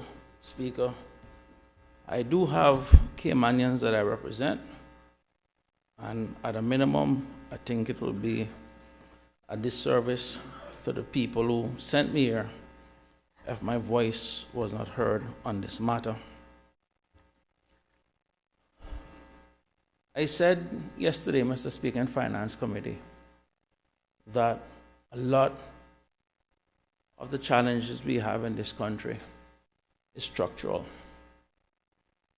That we didn't inherit, no government, I can probably say, inherited the best of circumstances. But we made do with what we had as best as we could, with the information that we had. And hindsight is always 2020. I listened to a member from Georgetown South, and I enjoyed her contribution, so much so that she actually sent me to go look at some numbers when she had touched on the rent issue. And she is correct, Mr. Speaker. And I just want to put something here in context. And this is the reason why my parliamentary bag is always fat, because I keep a lot of books and so forth in it that I can draw off information. Looking at the 1999 census, Mr. Speaker, we had a population of 40,786, and we had 14,907 homes. By 2010, the population increased by 14,250 to 55,036, and the number of homes that we had went to 22,760. So between the 1999 and 2010 census, Mr. Speaker, the total population increased by 14,250, and the number of homes that we built increased by 7,853. By 2021, Mr. Speaker, population within the census was 71,105, and the amount of dwellings that we had was 29,699. So we increased by 16,069 between censuses, and we only increased by 6,939. Literally almost 1,000 homes short than the previous census. Then when you factor in, Mr. Speaker, the Airbnb market that has come forth during this time, it also, in essence, lessens the amount or reduces the amount of room stock or dwellings available for locals. And I don't need to explain to members of this House and the listening public the market mechanism of demand and supply. As supply goes down and demand goes up, price is going to go up. And the thing about it, Mr. Speaker, I started my own review of the government's 2023 supplementary planning estimates that was presented in this Parliament earlier this week. And there were several numbers that jump out at me. Four in particular I want to touch just briefly. The first one is gasoline diesel duty. The original budget was 12.28 million, and the actual came in at 15.06 million. So in short, the government duty on fuel was better than what was originally budgeted. Then I turned to motor vehicle duty. The government at the time budgeted 26.77 million, and the actual was 21.8 million. So in short, the amount of money that government expected to make on vehicle duty was less than what was budgeted. Then I also want to touch on tourism accommodation tax. The original budget was 25.57 million, and the actual amount was 42.55 million. So in short, tourism accommodation tax came in well above what was budgeted. And the last number I want to touch on, Mr. Speaker, which is the most important one that I want to highlight, is other import duty, which is the bulk of what it is that the government carries. In that, the government budgeted 180 million, but only made 170 million, so 10 million short. The reason I touch on those numbers, Mr. Speaker, is recognizing that we have a consumption-based society. So if the tourism accommodation tax came in much higher, it means in short that we may have I know we had more people on island visitors than we had originally budgeted. That much I don't know. I don't want to. There was a thing that the numbers came in better than what we had used to drive the budget. So it's a combination of increased visitors and also increased room rate, but the numbers were better than what we use as the estimate. I can tell you because I was the Minister of Finance then, so I can tell you what the actual was and the assumptions behind it. It basically means that tourism performed better than we expected. But if tourism performed better than we expected in a consumption-based society, and government still miss their customs target, it means that the consumption was still less. And I'm hazard to guess that the consumption that was less was actually on the domestic side. Because if you think about the customs duty, it's normally driven by domestic consumption and your visitor consumption. And I don't think the visitor consumption, because if you look at the alcohol and so forth, which is also a component of the visitor, is not that bad, it's not that far off from what it was that we expected. But then you look at what we spend on gasoline, the duty on that. That's the domestic consumption. And if people are spending more on their light bills, it means that they're spending less in the supermarket. It means that they're consuming less. It means that the government is making less, and the numbers show that. I say that to say this, Mr. Speaker. Last time when we were in Finance Committee, I asked the then Minister of Finance, about almost a year ago, because I know I sent some of the video back to some of the members inside, they're reminding them of it. At what point does the rate goes to in terms of the fuel factor before we kick in and say we're going to introduce back the program? And if they want, I can resend the video back to the others who haven't sent it to. When I brought the original motion to ask, for which the government accepted, to set up the committee to review fuel, these are the things that we saw coming. And it is no surprise, because I said it then and I said it now. We're going to be in for a rough ride at the summer, and we need to start getting the fuel under control. I understand the challenges that the government faces, because if you look at what the surplus was for last year in central government, it was just about $30 million. You put in something that is 17 million, you're talking about, about 13 million now in terms of surplus. September's hurricane season hasn't hit us yet. So we'll be really sailing close to the wind, looking at the constraints of the FFR and everything else.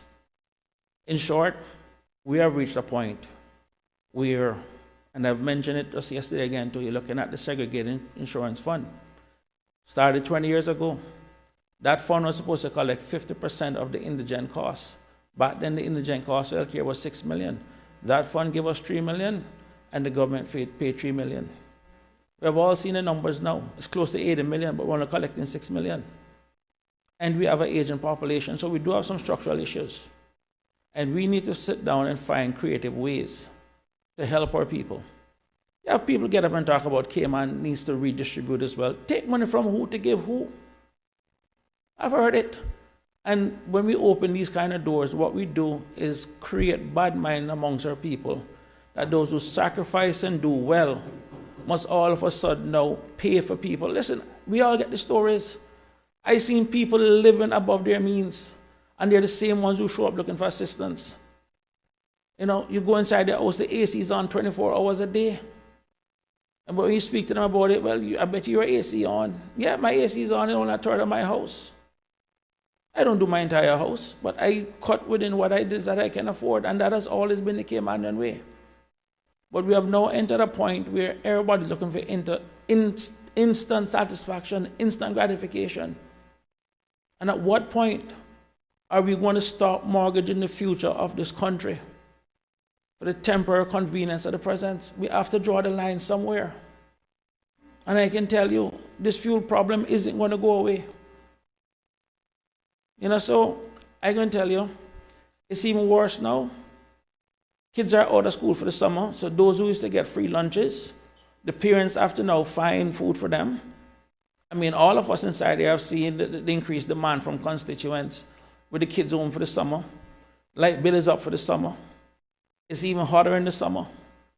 House insurance is up for the summer. I mean, these are things that we knew for years that was always coming.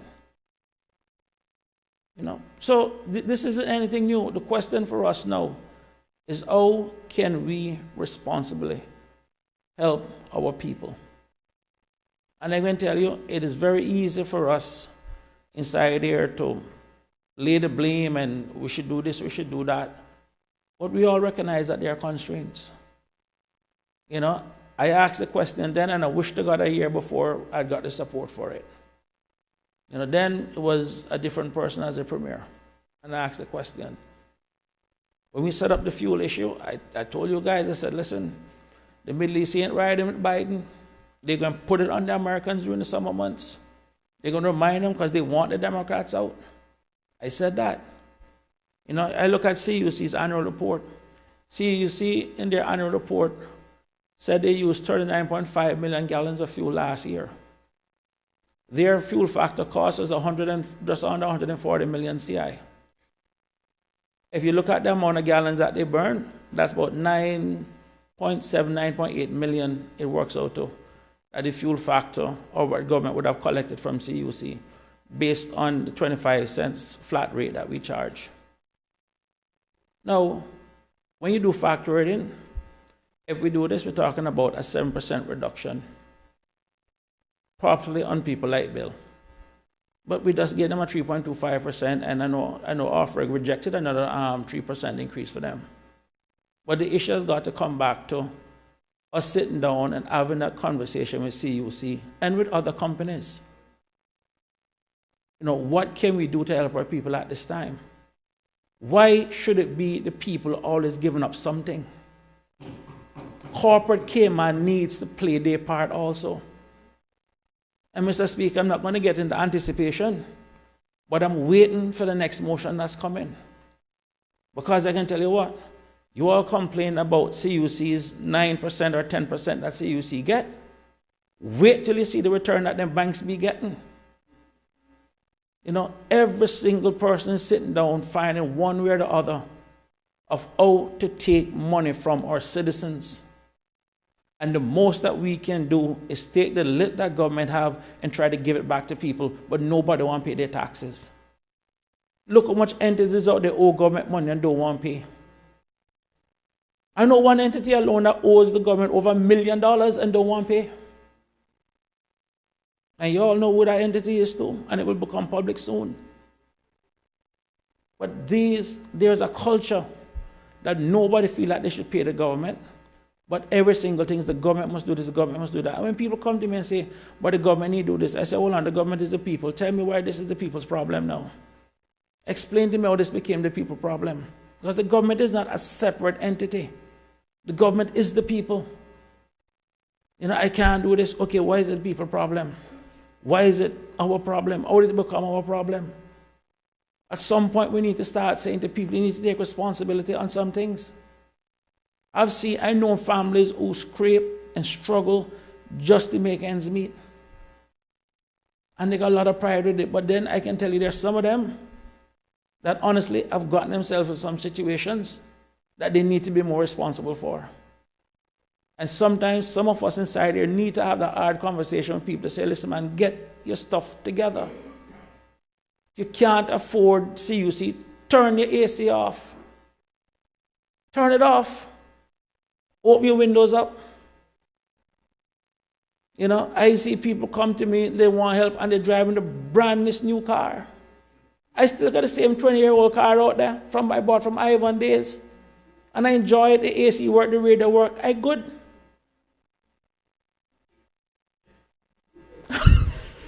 No, the man from Bondon. It's not. You know what it is? It's priorities. I got 3 kids that they get educated first. That's the difference. You know, I tell you something, you know, Mr. Speaker. They say, I've always remembered that old Middle East saying that we have no westernized, where the guy said, my grandfather walked 10 miles to work. My father walks 5 miles. I'm driving a Cadillac. My son is driving a Mercedes. My grandson is driving a Ferrari. But my great-grandson will be walking again. And he says, why is that? He says, because tough times create tough people. Tough people create easy times. Easy times create weak people. And weak people create tough times. It takes 4 generations for us to literally go from good to bad. 4 generations. The last global reset, Mr. Speaker, was in 1945, at the end of the Second World War. 4 generations from that, 80 years, is 2025. We are now going through that global reset. And there's nothing that no country, other than maybe the Chinese, had planned for it. 20 years ago, when China was building cities that were empty, there was nobody living in it, everybody was laughing at the Chinese. Why? Because China had a lot of money, and they say when Eskimo have money, they buy ice. China knew their population would have needed homes. And what did? They build the homes in advance.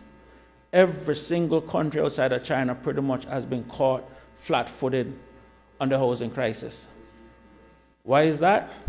Because this is the first time in human recorded history 4 generations are working side by side, an 18-year-old and an 81-year-old.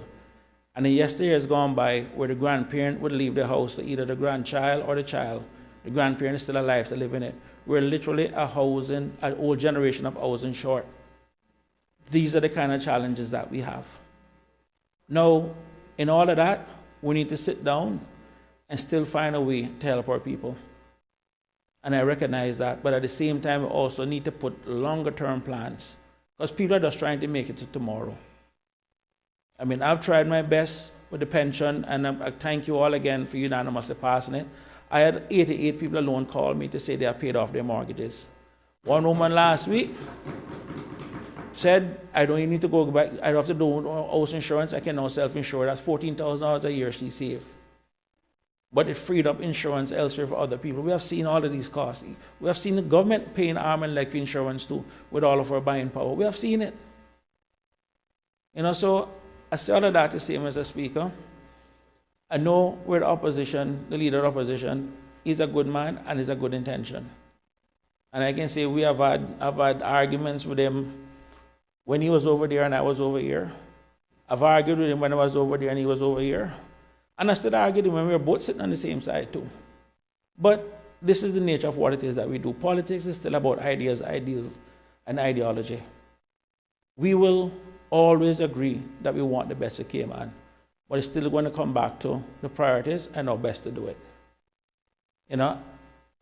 We're all in the same boat, and I can tell you, I was tempted myself to write to the minister, the Minister of Finance, the Honorable Premier, to say, well, the last Premier didn't listen to me with regards to putting back in the fuel program.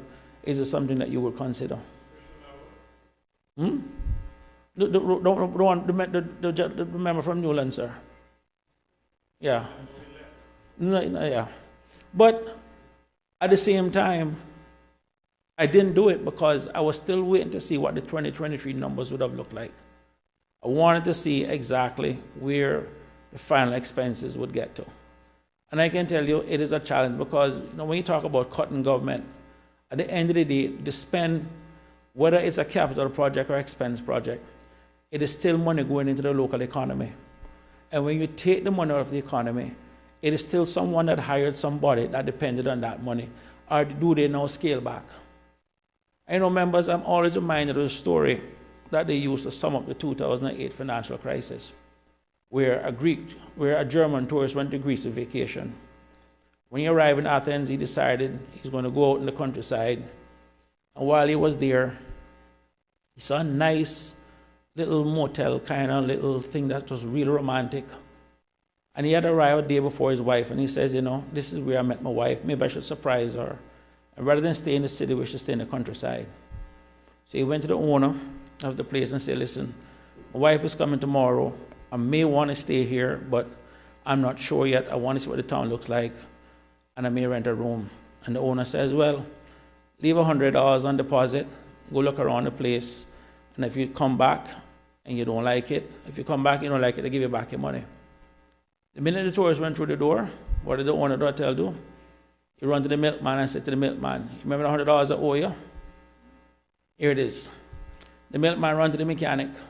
Remember the $100 I owe you? My van wasn't working and you helped to fix it to me? Here's $100 I owe you. The mechanic turned around and ran to this psychiatrist and said, you remember I was little problems and you kind of helped me with mental issues and get myself sorted out. Here's $100 I owe you. Psychiatrist went back to the hotel owner and said, well, remember the time my office break down, I need a place to stay. You had to give my room in your hotel to help my people. Here's $100 I owe you. Then the German tourist come back in and said, hey, the wife can't make it again, give him my money. He takes his money and go. Everybody got paid. But where's the money?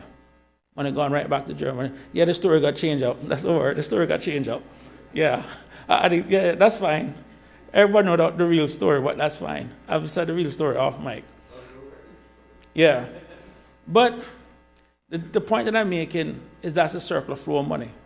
And once you start taking that kind of money out, knee-jerk it or yank it out, you need to look at the other benefits that go with it. And that's why even though I had concerns with the government budget in terms of the spend, if the money is going domestically, it means that's money going into the economy. It has a multiplier effect. I am more upset when I see money go to spend on overseas consultants. That's where the biggest problem is when the money that actually leaves the country, I got a problem with. I want the money spent here. If it's being spent here, I'm cool with it. Well, that's a different story there. But the thing about it is, these are the kind of things that we have to sit down and wrestle with. Now, in terms of immediate relief to people, I'm going to tell you straight up, CUC is one. And the banks cannot be left out of this conversation. They cannot be left out. You know what I mean? And I can tell you, I also, since being in government, have a lot of sympathy for even the supermarkets. One of the things I learned from the supermarkets when we're talking about even looking at then, Minister, you may recall, the government discount store, is that there are some supermarkets that have relationships with certain suppliers to give them certain amount of goods at a set price. The challenge that you run into, you can always find cheaper stuff, but the supply isn't there.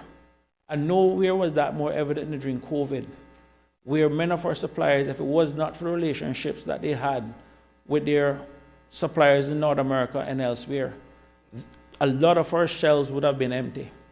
So it comes at a price, a premium to some extent, to make sure that when we walk in the supermarket, the shelves aren't empty. You know what I mean? This is what it has come down to. And I know one supermarket once said, Chris, we can bring in some cheaper stuff, but the truth of the fact is I can get it this month, by next month I can't get it. And once somebody has gotten used to something, they expect when they come back to the supermarket, it's there again. So we have to deal with people who can give us a certain supply. I know, Mr. Speaker, and this is something I want the Attorney General to look at. Last December, the state of Washington sent checks to over 400,000 of their citizens for a fine that they got back from the meat companies. And what basically, when I went and looked at it, and I'm doing some research on it, and I want the public to thank Adolphus from the Economic Statistics Office, was able to send me a spreadsheet with all of the meat prices going back to 2008. Yes, I'm a nerd like that. But here's where the issue is, Mr. Speaker, of what is happening in the U.S. right now. During the 2008 financial crisis, a lot of companies were having financial problems. Now, when you think about the protein market, it is chicken, beef, and pork. And if chicken goes up, somebody switch to pork. If pork goes up, they switch to beef. You know what happened in the 2008 crisis? A lot of companies started having financial problems. And the chicken company went out and started buying all the beef companies up and all the pork companies up. And now a ton load of states and the federal government is suing them now for antitrust, because normally when people have substitute goods, there's nothing to substitute to. They're all price fixing. And more than, I think, 20-something states and the federal government now is suing these companies for basically ripping the American people off. And the reason why I decided to take that up as my little side project is when I went and looked at the price of oxtail back in even 2016, the price of oxtail now, it's a different story. Just last week, I had a millionaire call me and said, boy, Christian, I stopped by one particular place, $14 for a plate of oxtail. And this is a millionaire. He said, Chris, oxtail, $14. This is what it is. But when we start looking at it, and the reason I look at it, we import everything in this country. And if they're getting ripped off over there, chances are we are getting ripped off here too, because we import so much. And this is the reason why, Mr. Speaker, when we went out and tried to secure that line of credit from the Cayman Development Bank to get that money in to help our people, and this is why we talk about the same thing over, is having our people have access to credit and access to capital. It's to go through the rough times. There are days interest rates are going to be high, there are days interest rates are going to be low. But we just need to have those safety nets, and these are the things that we have failed to put in place. The U.S. had how many interest rates? Most of the citizens, the mortgage rate didn't go up. Why? because their mortgage isn't tied to the bank rate or the variable rate, it's tied to the bond market. And we sit down here now having our people over $2 billion of mortgages on a variable rate that has gone up significantly. And now you see the numbers then, where gasoline duty is up, other duty is down. And the same money is in the economy, but no, the people quality of life is going down. And this is why I say that we need to start making the structural changes to protect our people. Because every time the tide goes like one way, our people are going to feel it. There are times when interest rates are the lowest. And Mr. Speaker, the irony about it, and if there's one regret that I have when I was Minister of Finance, I wish I'd used my honeymoon period and pushed that bond through, regardless of who said no. We could have gone out and borrowed a ton load of money when interest rates were at its lowest, and we did not do it. That's all right, relax. No. I'm not going to blame the opposition, because at the end of the day, they're the minority. It is our own inaction in our own group that we have fell down and did a disservice to our people. Interest rates at the lowest. It could have gone no lower than where it was when we came in. It could have gone no lower. We literally went out and borrowed money and put some of it on fixed deposit and actually made money on the money that we borrowed. That's how good it was. But once again, we dropped the ball. Reagan said it best. Politics will do well if people don't worry about who will get the credit. But this is a business of blame. Oh, this is a business of blame. And I say if you can blame the right person at the right time for the right thing, you get elected or re-elected. This is what it's always come down to. You know, so I really, like I said when I started, I said I have no dog in this fight. Because I've fought with just about everybody inside this house one way or the other.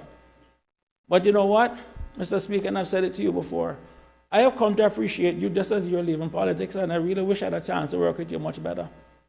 Because I do realize in some cases, the vision that you had and the challenge that you had, if I'd known now, I probably wouldn't have given you so much trouble when I was here the first time.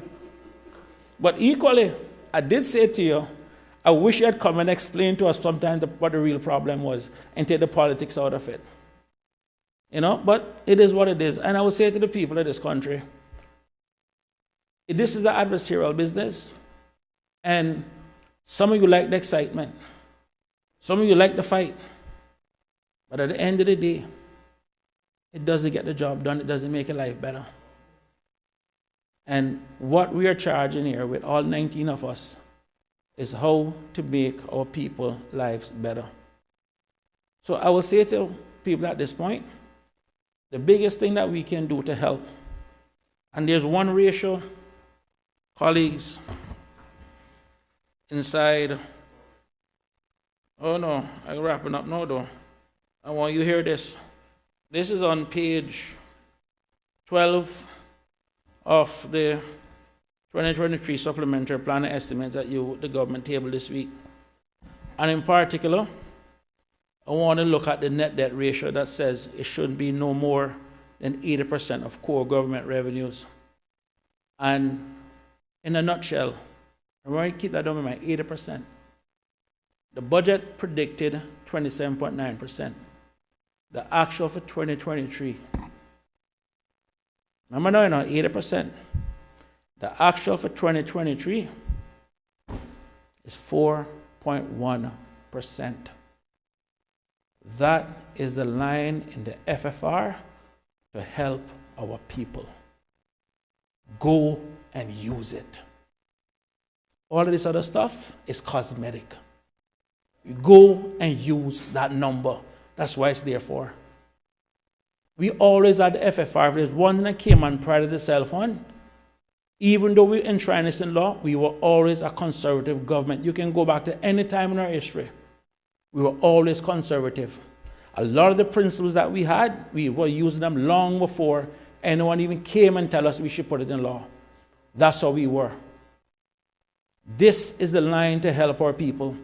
This is the line that goes to the Cayman Islands Development Bank. You go and you get the money.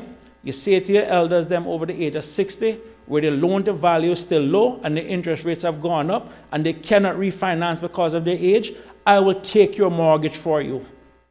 I will give you a lower monthly payment and you can retire with your dignity. But don't come back here with another 4.1% of this number when our people are struggling. It's a disservice to the people of this country. For us to get up and talk about we comply with this, we comply with this, we comply with this, and our people are suffering. The number is there, use it. We need to look long term, not the short term stuff that will actually compromise the FFR. That's the line we need to use. And I can say to you that there's enough expertise in this country, in and outside the government, to find creative ways to use this to make our people's lives better. And it will come down to two things, giving them access to capital and access to credit. That's what our people need to get through this. Thank you all very much. Does any other member wish to speak? Does any other member wish to speak? Does any other member wish to speak? If not, then I'll invite the Honorable Leader of the Opposition to exercise his right of reply. Briefly, I hope. I will make it brief, Mr. Speaker. I know everyone is tired, but Mr. Speaker, I want to express my thanks to the Acting Premier for his very steady and reasoned response to the debate this evening. Done without any shouting, no grandstanding, but just very reasoned and a steady hand. Mr. Speaker, I thank you, and I thank him for agreeing to consider the motion as it was presented to you all this evening. What I would say is I firmly believe that government can afford it. And I think it's extremely important, Mr. Speaker, that the help that can be done be given sooner rather than later. The last electricity relief program we did, I think, in 2022, was started in July. You had it for initially for 3 months, July, August, and September. The three highest months when electricity bills are the highest, when the need is the greatest in terms of any release. And so we are here at the end of July, basically, and there's been nothing said or done about that. Mr. Speaker, I found it really interesting that the Minister of Tourism jumped up and claimed that they were doing things like getting ready to do these programs themselves, but yet still nothing has been heard of from them up to this point. Mr. Speaker, my motion has been out for over a month, and I know that if they were down the long road on doing a program like this and like what my motion asked, I would have been pulled aside and someone would have said to me, Roy, we're considering doing these things. Would you mind withdrawing your motion? But nothing ever was said to me. Nothing. You all been silent. But yet still, all these things are supposedly in train. Mr. Speaker, we've been on this bandwagon for a long, long time. And so it's nothing new. What I said today is nothing new to anyone. I've had release statements. I've done videos calling on government to give and to help our people, because we see the issues, we see the problems, as my deputy leader here told you all tonight. Man, you don't believe it. From the time I walk into my office to the time I leave in the evening, there's a steady stream of people coming in, looking for relief, looking for help. And I got to be honest with you, those of you sitting on the government bench, the requests today are not for a $50 food card. It's not that. They're wanting $250, $300 to pay a light bill, to pay a water bill. The requests are increasing in frequency. They are increasing in size. And we are only 1-2 people that can do it. I don't have $10,000, $20,000 a month to give away. Neither do you, neither does my team here. The only way it can be done is through the government. What I'm asking you all to do, ministers, is to open your eyes and realize the plight. And I believe genuinely you do. So I'm not going to belabor the wind up here tonight. I think we have aired the issue, and I would hope that very quickly that we would hear from you all now and from the government with regard to what you are intending to do. I accepted the fact you said you will consider it, that you are agreeing to accept the motion. And I'm glad to see you say yes, sir. So I thank you for that, and I look forward to hearing a bit more in not too far from now as to what government really will intend to do. I recognize I too came here this evening asking for much. But you ask for much in the hopes that you get something and not leave empty-handed. So thank you, Mr. Speaker, for allowing me to wind up, and I wish you all a pleasant evening as well.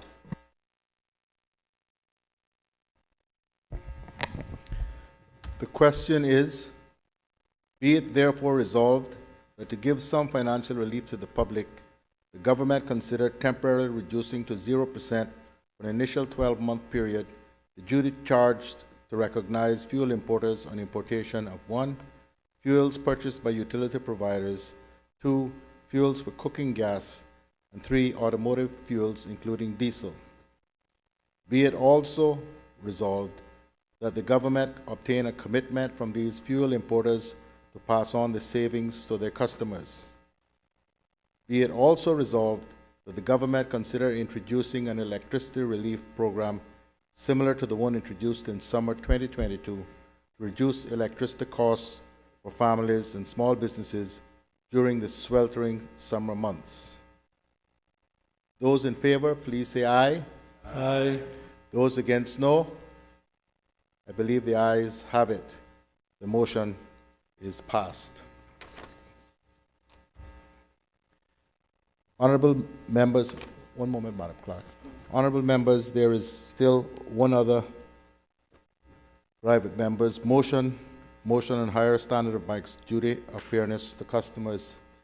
It is a quite complex motion, and it's one which frankly proposes some fairly radical things in the Cayman context, one which I believe this Parliament would like to consider carefully.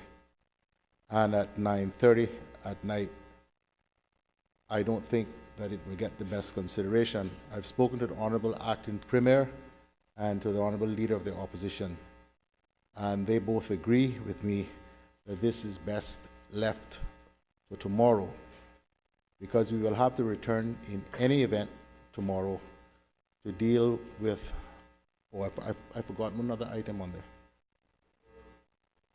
We can deal with that tomorrow as well. We'll return to deal with the third reading of the supplementary appropriation bill, and we'll deal with the motion on the Electoral Boundary Commission's report, and I have still outstanding 8 government statements, which by my estimation will take an hour and a half or maybe a little bit more than that to deliver. So we have to come back in any event. So what we have agreed, that is the Honorable Acting Premier and myself, is that we will put this over to come at the end of government business. But since it's just the EBC motion, which I gather there's been some consensus on, it shouldn't take too long, and the statements and the third reading of the supplementary appropriation bill, we should be able to finish that fairly early tomorrow afternoon. So I'm most grateful, as I believe will be most members, to the Honorable Acting Premier and Honorable Leader of the Opposition for agreeing this course so that we can all get home before midnight tonight. So the order, what I do need you to do, Honorable Acting Premier, is to move a motion so that the agenda or the paper for tomorrow can be reordered so that statements come after the motion. so we get the motion dealt with first and foremost. And indeed, we'll have to do that with respect to the supplementary appropriation bill as well, because those come later usually in the order. So if you will move that motion, the clerks who prepare the order paper can print the paper from tonight and circulate it, so we don't have to wait on that tomorrow morning. So I invite you to do that, sir. Thank you, Mr. Speaker. I think that is an accurate summary of our discussion, and I thank the opposition for their support. So pursuant to Standing Order 86, I seek to move a motion to amend or reorder the arrangement of business under Standing Order 14 to allow the government's motion in relation to the Electoral Boundary Commission report to be heard and dealt with prior to statements by members of the government. You may wish to do that with respect to the supplementary appropriation bill as well. And include also the third reading of the supplementary appropriation bill. Honorable members, thank you, Honorable Acting Premier. Honorable members, you've heard the motion that the order paper for tomorrow be reordered to allow the government motion and the government bill, the supplementary appropriation bill, to come before statements from ministers and members. Those in favor, please say aye. Aye. Aye. Those against, no. The ayes have it. The final thing I wish to say, with a little humor in my mind, is that I gather that equal numbers of members of the government bench and the opposition bench are less than happy with me. That tells me that I have actually done a good job in getting the balance right, in keeping this House in order. Honorable Premier, Acting Premier, if you would move the motion of adjournment. Mr. Speaker, when I was a trainee attorney, or a senior litigation attorney used to say, the sign of a good deal is everybody's grumpy. On a positive note, I think it is the right call to have ended business now at this hour. Since we ended on a cordial note, accepting the motion, we're all trying to help our people. Before we go into another tricky motion, we get grumpy, we lose focus, and then we lose energy for tomorrow. So I think this is the right call to end on a constructive note. So with that, Mr. Speaker, I'd like to move a motion that we adjourn the House until tomorrow morning at 10 a.m. The question is that the House do now adjourn until 10 a.m. tomorrow morning. Those in favor, please say aye. Aye. Those against, no. I believe the ayes have it. The House is adjourned until 10 a.m. tomorrow morning.